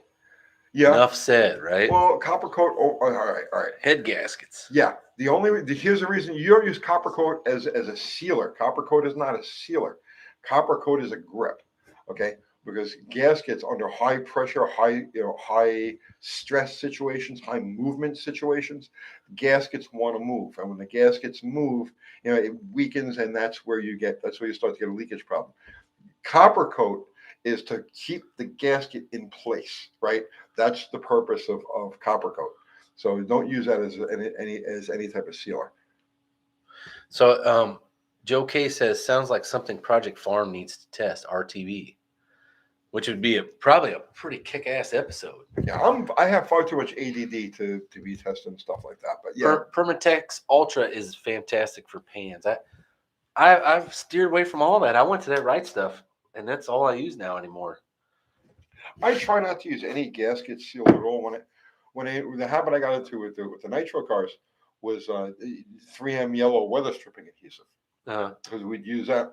So, like for instance, on valve cover gaskets. Yeah, but you're doing it for just like 5 seconds to 6 seconds at a time. That's not to do with it. You got to take the motor apart, put it back together, take it apart, put it back together again. Oh, you're not putting any more sealant on it after that? No. Well, on valve cover gaskets, we would use the 3M yellow weather stripping adhesive on the valve cover, stick the valve cover gasket on it, let it set, and there's a special way to do that too. You don't just put the gasket down, right? You put the gasket down, and then you lift it up and put it back down, and you work it around, and it gets stringy. Okay, then you tap it all down, right? So cover the gasket surface with yellow weather stripping adhesive. Put your gasket up and down a couple times. Pick it up and put it down. Pick it up, put it down. Pick it up, put it down. Pick it up, and then tap it all down like that, right? Then once it's all hard and everything, baby powder. On the gasket surface? You cover the gasket, the gasket surface with baby powder. So it doesn't seal on the other side. Right. So you can pop it right off. Right. But don't it leak though? Nope. Nope. And that's how you take one of those motors, and you got to realize you go to a typical event. Let's say you're going to run a national event, right? The valve covers come off. I mean, think about it, right? The first warm up, the valve covers come off. Then you run the car, valve covers come off, set the lash and everything. There's like you'll take the valve covers on and off of an engine 15 times during the course of a national event, and you never change the gaskets. Huh. Well, Mr. Will's asking, Tony, is it hard to switch my 69 Charger from auto to a stick? Always wanted a pistol grip 4-speed. Do not put a pistol grip shifter in a 69 car. That is Mopar sacrilege. I hate when people do that. Pet peeves, things that really frost my cupcakes. A pistol grip shifter in an A body, any A body. Never put a pistol grip shifter on anybody. I actually lost a friend over that. We're switching to EGR valves now. The other pet peeve is a fucking pistol grip shifter in anything 1969 and earlier. So there you go. Pistol grips are only 1970 and newer B and E bodies, and that's it. Enough said. I thought we needed to shift our focus. I was trying to throw something out there that would distract my blood everyone. pressure just shot through the freaking roof. I actually did lose a friend over that. Over the pistol grip shifter deal? Yeah, he put it in an A body, and I just couldn't handle it, man. This shows you a character. This shows me what you are. You know what I'm saying? Well, I could see, like, if you were putting a Filipino sex slave in there, it'd be a different story. But it's just a pistol grip shifter in a I would rather see the Filipino sex slave. I can understand that. I can understand that completely. I cannot understand, so no. How about a Lobo GTX says pistol grip on a 62 Lancer? No. Exactly. Shut up. It's his car. That's how I've always felt about stuff like that. But I have seen some stuff in there that trips my trigger too, where you get like, the worst one is the Grand National guys. The Grand National guys. Somebody would go out and buy a fucking Grand National and put it like a supercharged Hemi motor in it. And you're like, what the hell are you thinking? Oh, Brian, thank you. $5 to start the Jeep channel. I am definitely going to start a Jeep channel. It's going to be a different Jeep channel. It's good. Okay, the Jeep channel that I have in mind is going to have a completely different character than this particular one does. I'll be doing hardcore mechanical Jeep stuff on this channel, but I want to do something that's a little bit different spin on like what I see out. I see. You should call it the Eep Hero. I got a chuck called the Eep Hero. I know, but this could be a channel. What I see is a void, okay, because now like I'm totally Jeep aware. I'm like Jeep. I'm all into it, right? And I see a void. I see an actual market that's completely ignored, and that's what I'm going to go after with that Jeep channel. But the hardcore stuff, engine building and everything, that'll be modifying. I want to work on those cylinder heads. That'll all be covered on this channel. So the coolest thing here is Charles Manson says he's going to put a pistol grip in a Plymouth Grand Voyager. That was no, don't. I used to have a buddy that did I ever tell you about my friend Radar? My friend Radar has he's got a 70 Fury 3. Is that what they are? Sport Fury 2-door, big one, big car. It's got a 5 or 451 stroker and 452. What year is it? 70, 69, 70. There were no sticks in those cars. No. It doesn't have a stick. Oh. Right? But what I was getting, he has one of those cars. He's a Mopar guy. Okay. And he had one of those cars. He painted it plumb crazy, right? And it's a cool looking car. It's been in Hot Rod Magazine for like Hot Rod Power Tour. I think he did it for or not Power Tour. What was it? Drag Week? He did like 3 or 4 drag weeks in a few years. But he had about an 87 Dodge D150. Okay. And I believe it was an automatic truck. But he did something similar that all the Mopar guys hated. He put a Roadrunner horn on that freaking D150 truck, right? And he honked the horn, and it was funny. Radar's coming, right? And but man, those Mopar guys were like, "Oh, what the fuck? You put that on that shitty Ford or that truck for?" And it's like, dude, does it really matter? I mean, yeah, I know they only came on a Roadrunner, right? But yeah, that's a little goofy. It's just there's something about seeing a pistol grip in an environment that it doesn't like high impact colors. I'm the same way. I like to people. I see people paint like 67 car and it's like plumb crazy. You know what I mean? It's like, what is wrong with you? You know what I'm saying?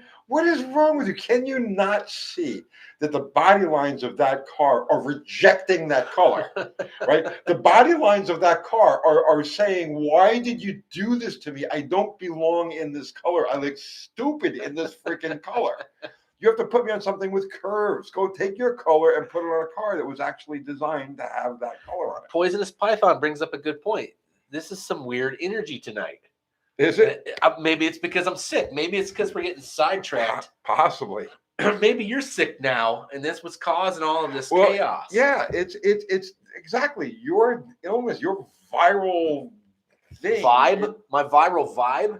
Oh, please! I feel my health ebbing away from me. You know what I'm saying? I'm like, my health is just like literally just getting sucked out of me. I just thought it was like really crazy that you're like, quit coughing at me. And I'm over here, I'm already sick and you're smoking.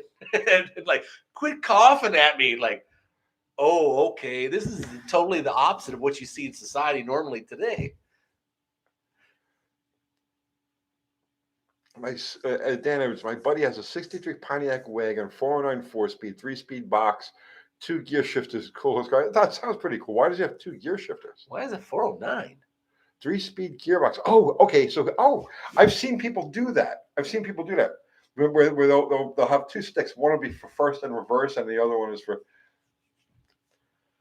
Oh, do they run them in conjunction? There's a way to do that. Yeah, but I'm not sure what it. Wonder what that does. Charles Manson. 1-to-1. Well, Charles Manson. I got to listen to Charles Manson. He says he was my favorite psycho. I used to look forward to his parole hearings every year. That was like, you know what I mean? Whenever I knew Charlie. Do you regret what you did? Hell no, I don't. All right, it's another 10 years. You think I'm joking, man? When I knew his parole hearings were coming up, that was like a TV event. That was like a Mike Tyson fight. Uh-huh. Like there was like no matter what was happening, right? It stops because Mike Tyson was going to fight. Right. And it was the same thing with Charlie's parole hearings. Well, those, I was just stop everything. I'm watching Charlie. So those Mike Tyson fights in the 80s were like epic. There was guys spending like $50, right? For at the time, that was a lot of freaking cash for what, pay-per-view? Is that what it was? $50, Yeah. $75? And it'd be like 46-second fight. And so he would hit somebody, some guy with a right cross, and his teeth would all fall out, and it's all over with, right? Did you find it? No. John Wilburn is saying, does Tony like the Magnum 500 wheel on an A body? Is that trip? I got you on that. Okay. Yes and no. All right. There were no small bolt pattern Magnum 500s. They were all 4.5-inch bolt pattern. Okay. Mm-hmm.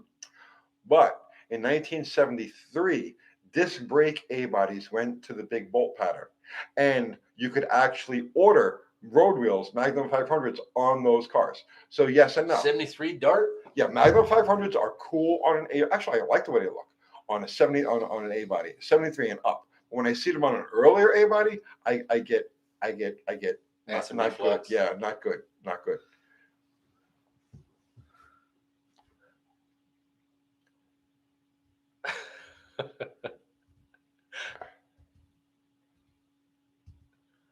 Well, the funny thing was that Magnum 500s look good on just about any 70s car, and that's true because you know what's sad?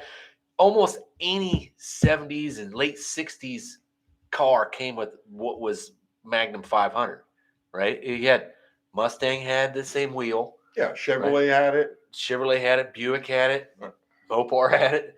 Well, the difference, the Ford and the Chevrolet had chrome. The rims were chrome. Uh-huh. The Chryslers, the rims aren't chrome. They use a chrome trimmer. Oh, do they? Yeah. Okay. But also, the Ford and the General Motors are both available in 15-inch. Right. Mopars are only 14. Only 14s. Yeah, but that era right there, almost every car got that same type of wheel. That's what's funny about it. It was like that's probably the most iconic muscle car. I believe. Yeah, they're beautiful wheels. They are. They're just good looking. It's just like when you think aftermarket wheels on those cars, Kragers. You know, the Krager 5-spoke is like they don't look bad on any of them.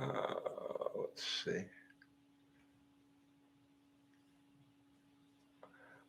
Angry Bob, original owner, 73 Duster 344 speed thermo quad, which still works. Hurst shifter with T-handle. Love this car. Yeah, T-handle's fine on that, man.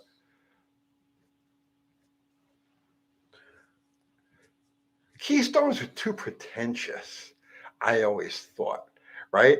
Like, even though, okay, so yeah, if you go back to if you go back to the 70s, right, when all this stuff was happening, okay, um, really hardcore guys, right, who have center lines, right, or steelies. Okay, if you come across a car that's got steelies or center lines, watch out, okay, because it's a serious car. Okay, Krager SSs, you know, those cars generally didn't run as hard, but they still kind of worked. You come across a car with Keystone Classics on it, and you knew this thing wasn't going to. Oh, Keystone Classics Did not run. went with side pipes and fuzzy interiors, and those cars did not run. If you come across something with a Keystone Classic, just go ahead, pay whatever money you got, whatever money you get from your friends, throw it on the hood and race that guy because you are going to fucking run away and hide from him. I hope his name's not Ronnie Socks. Because they had Keystones on their shit, and it was fast. I'm just saying, if you go back to those days, right? If you go back to those days, it's just like today. Okay. You sizing up a race opponent, okay, and you look, and the thing's got like these fucking wide wheels, got like an 18-inch rim with like this much sidewall, and he's got an 871 blower sticking out of the hood. Well, just go get all the money that you can get your hands on. Go to the bank and get a loan. Take a second mortgage on your house and throw it down on his hood because you know what? You're going to run away and hide from him. I was like slots too, like Anson Sprints or any of the slot mags from that era look good. You know? Buffalo Campbell says, "What about slots?" Slots kind of fell into that middle ground between center lines, Steelies, and Krager SSs because slots are lighter. You know, oh, what was your thought on Steelies? If it had Steelies on, look out, you're about to get an ass beat. Hardcore, yeah. Yeah, you're about Steely to get an ass guys, beat. yeah. Okay, well, good.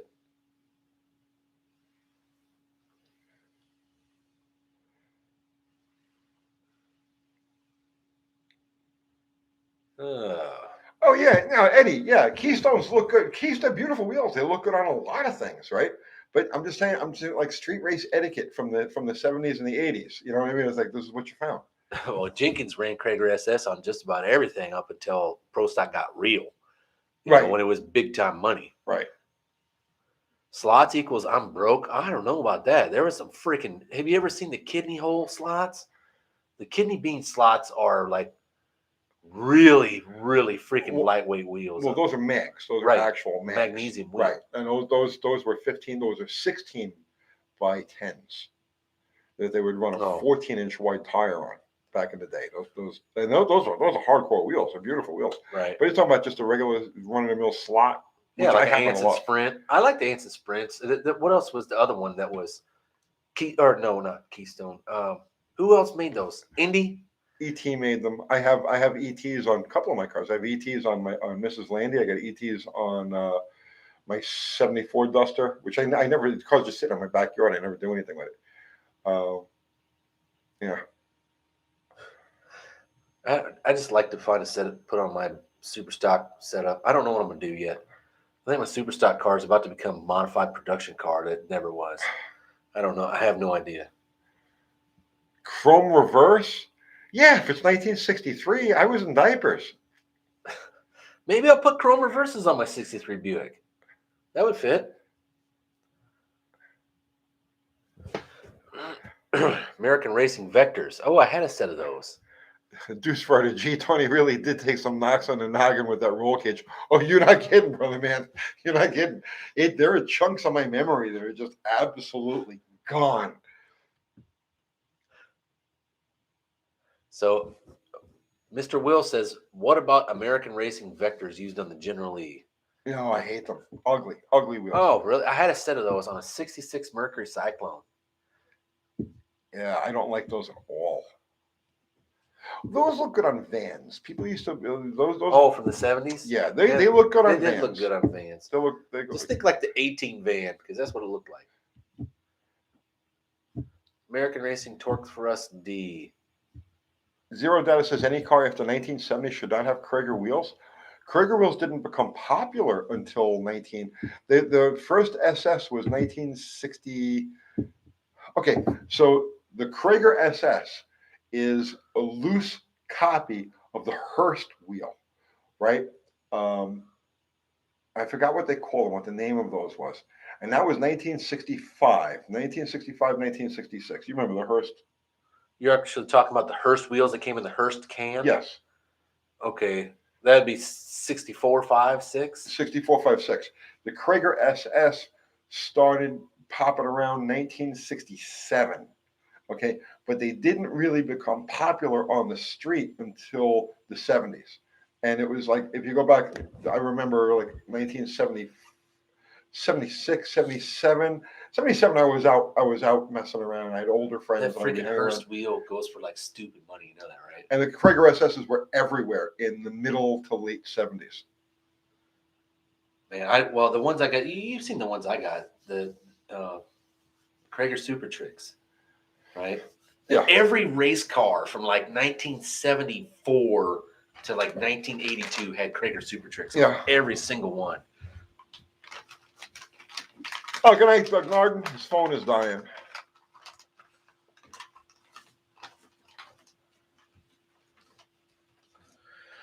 You fellas remember a racer named Clay Kusith? He has a Mopar salvage lot with more than 1,200 project and parts cars, small museum with Hemi cars. Was that in Missouri? There used to be a big lot or a big yard in Missouri. There was a bunch of them.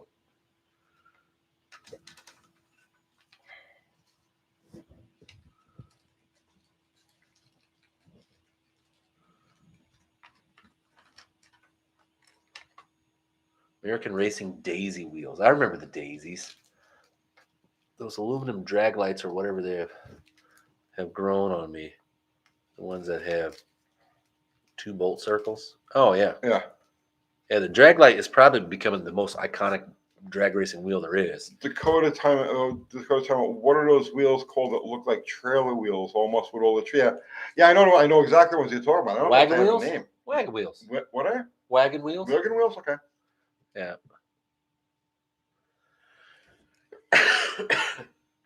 I used a set of those on my first race car, wagon wheels, because the only ones I could get with the right offset that were reasonably priced.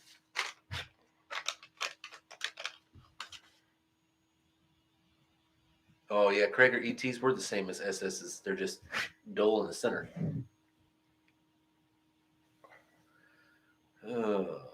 Hearst wheels are smoothies. I don't know about that. Hearst wheels aren't smoothies. They look kind of like a Krager SS. The Krager SS is a copy of the Hearst wheel.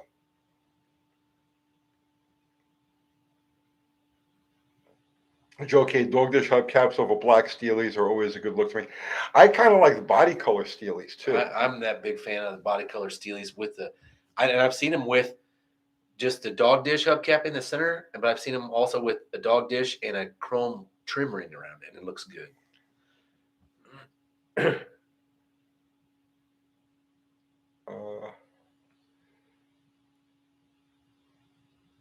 Your Boss's 302 has the 500 wheels.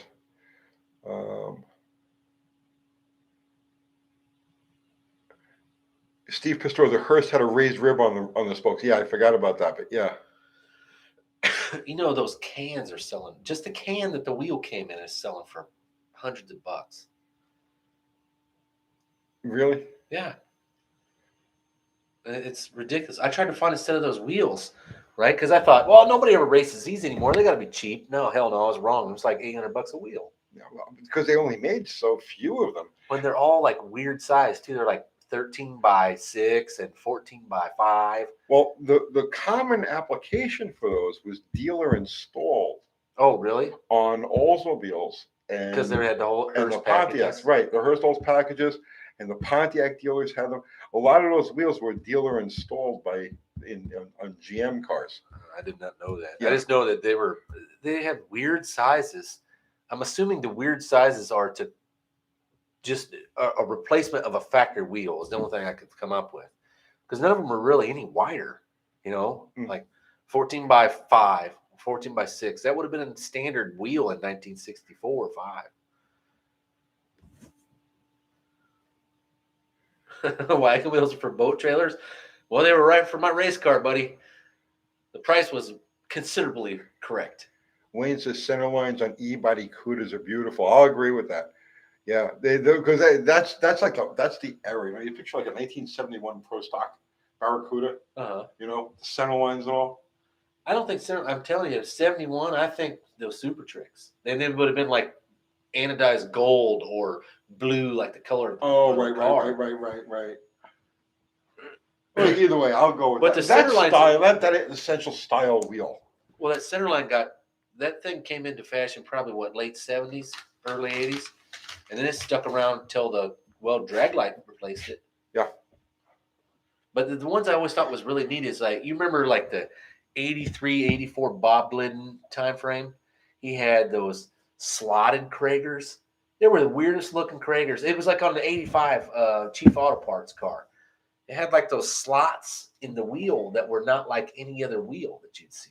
I'm trying to picture it. I'll see if I can find it. Okay. Or what about the old Gasser Hallebrand wheels? Yeah, those are like the kidney slots.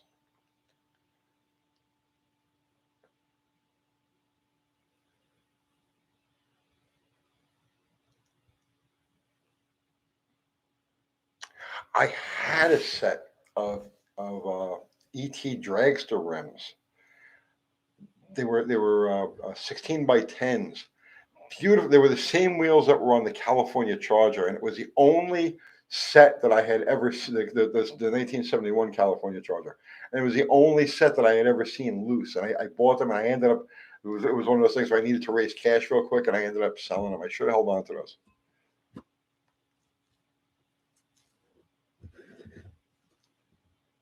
It's got welds on a lot of them. Zero data. Tony, do you have any 15 by 8 police car rally wheels?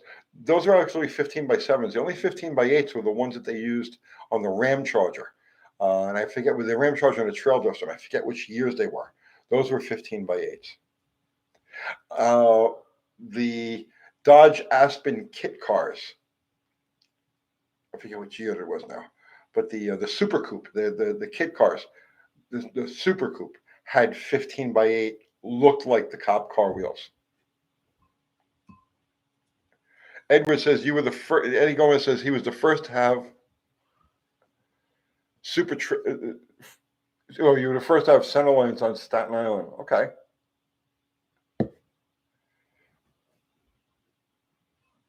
And I can't find a picture of those wheels anywhere. I found a million of them for the welds. Arthur Fiddler says, Can you believe you could order a 53 Chrysler with those famous chrome spoke wheels from the factory? Try again. Up until 1964, you could order the Chrysler 300 with those rims. The spoke wheels? I had one. I had a 64 300, right? Wasn't a letter car. 64 300. What does that look like? Same body as like a Polaro? No, it's the same body as a New Yorker.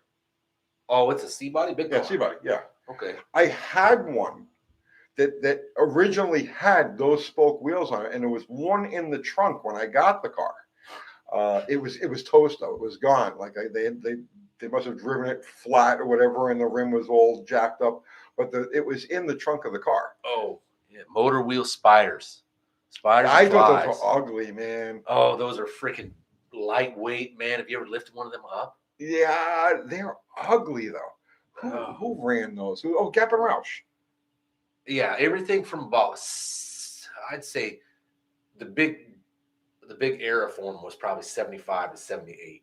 And they quickly went away because they were freaking expensive. No, earlier than that, 1973. And I can tell you, Roy Hill had the first set of those. The first ones I ever saw was on a car called the Granny Goose. Okay. It was a modified production Camaro, right? And it had those flies on there, and that's the first one that I've ever seen. Or, yeah, spiders and flies, right? They did both of them. Yeah, Roy Hill had a set of those on a Pro Stock Duster. Huh.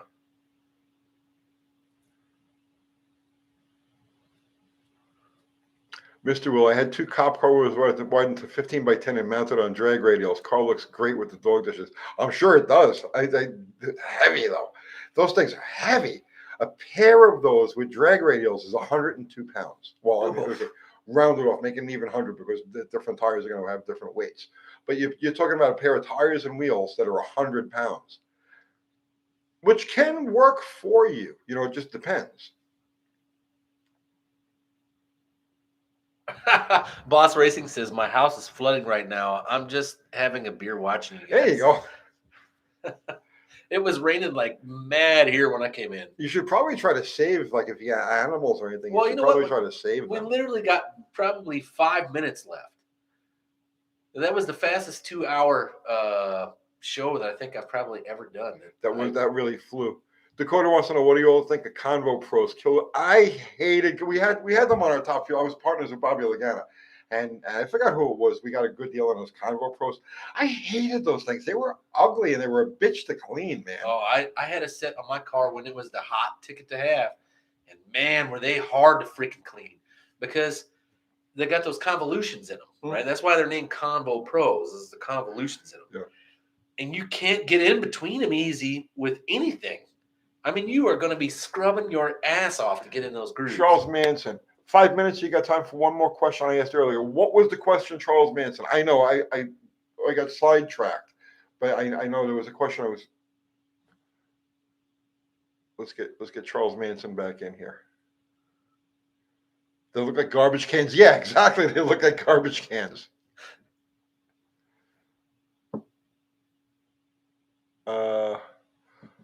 Auto 1303. What year or period did they stop making mag wheels out of magnesium? Oh, early. Well, right now, Roy and Ferntop saying magnesium wheels stopped in 71, right above that. And a lot of it was, okay, when you cut magnesium is one of those metals, if you cut it too fine, it will actually catch on fire, right? Well, that wasn't the problem. The problem with mag wheels on the street is that they're brittle and they crack. Okay, but what I'm getting is when they machine them, Yeah. right? The magnesium will catch on fire, yeah, right? And once magnesium catches on fire, you cannot put it out. You could even dump it in water; it's going to continue to burn in water. It's just one of those things that's really hard to deal with. Magnesium wheels had a bad name on the street very early on. Like they were the thing for race cars, but for a street car, if like a normal street car where you're going to hit potholes and like the normal road stuff, they crack. They just they'll crack without warning. They just enough fatigue cycle. Yeah, see, delivery guys, he's saying once they're on fire, they stay on fire. You don't put them out. When I was a kid, we used to occasionally come across a mag wheel, and that's exactly what we do: is bring it out in the burn it, field, light the thing up. Have you ever seen in the military what they call Willie Pete, which is white phosphorus, but it's the same kind of thing. Yeah, right. It'll just catch on fire and it continues to burn. Wait, did we get the answer for Charles Manson? There he is. There he is. Charles Manson. I can't find any info on late model Mopar bell housing patterns, like 80s and 90s. Oh, jeez. I want to do a 3.3 out of a Plymouth Voyager and an older 50s Mopar. Oh, man. Are you joking? Oh, let's see. Front wheel drive bell housing. Yep. Guess what, brother man? I have an answer for you. Okay. I have an answer for you. The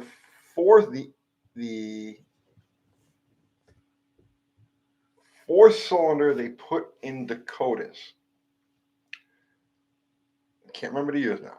The four-cylinder from the Dakota has the same bolt pattern as the front-wheel drive V6, the 3.3.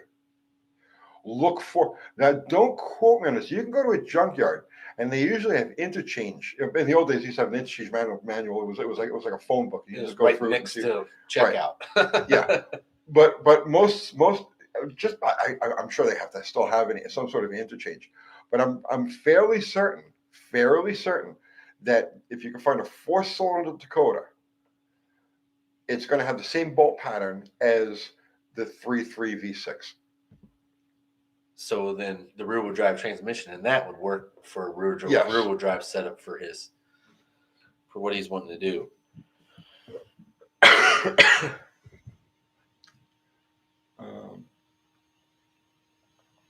Well, that's going to have to be it, guys. We got 1 minute left.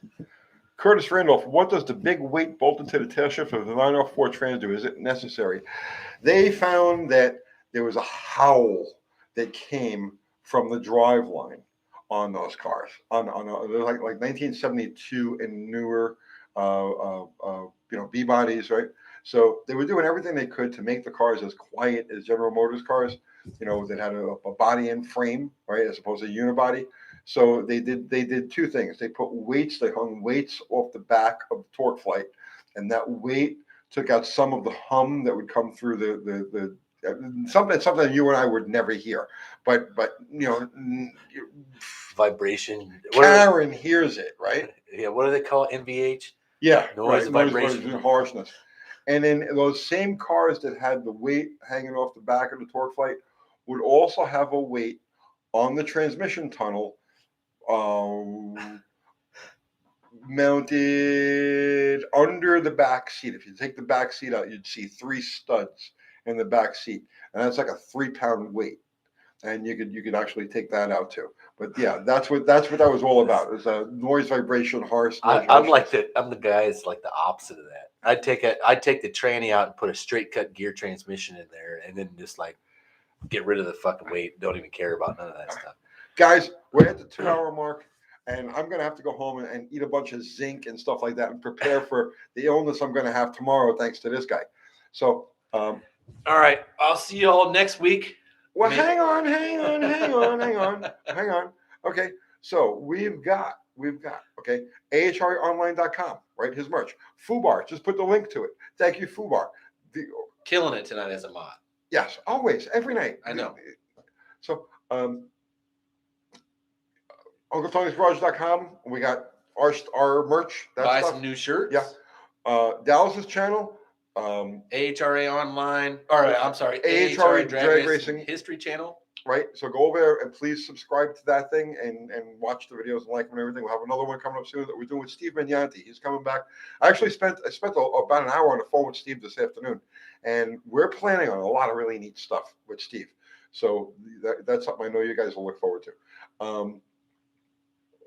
Our mods, Ari, Zero, John, Fubar, as always, thank you so much.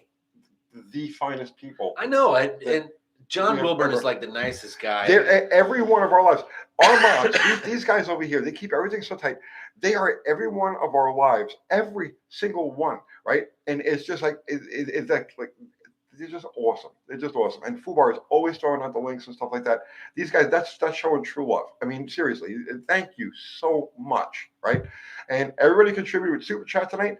Thank you. Again, that's the stuff that keeps the wheels turning here. I appreciate it. You have no idea. Everybody who just contributed with good chat, good conversation, good vibes, right? Answered other people's questions when we couldn't.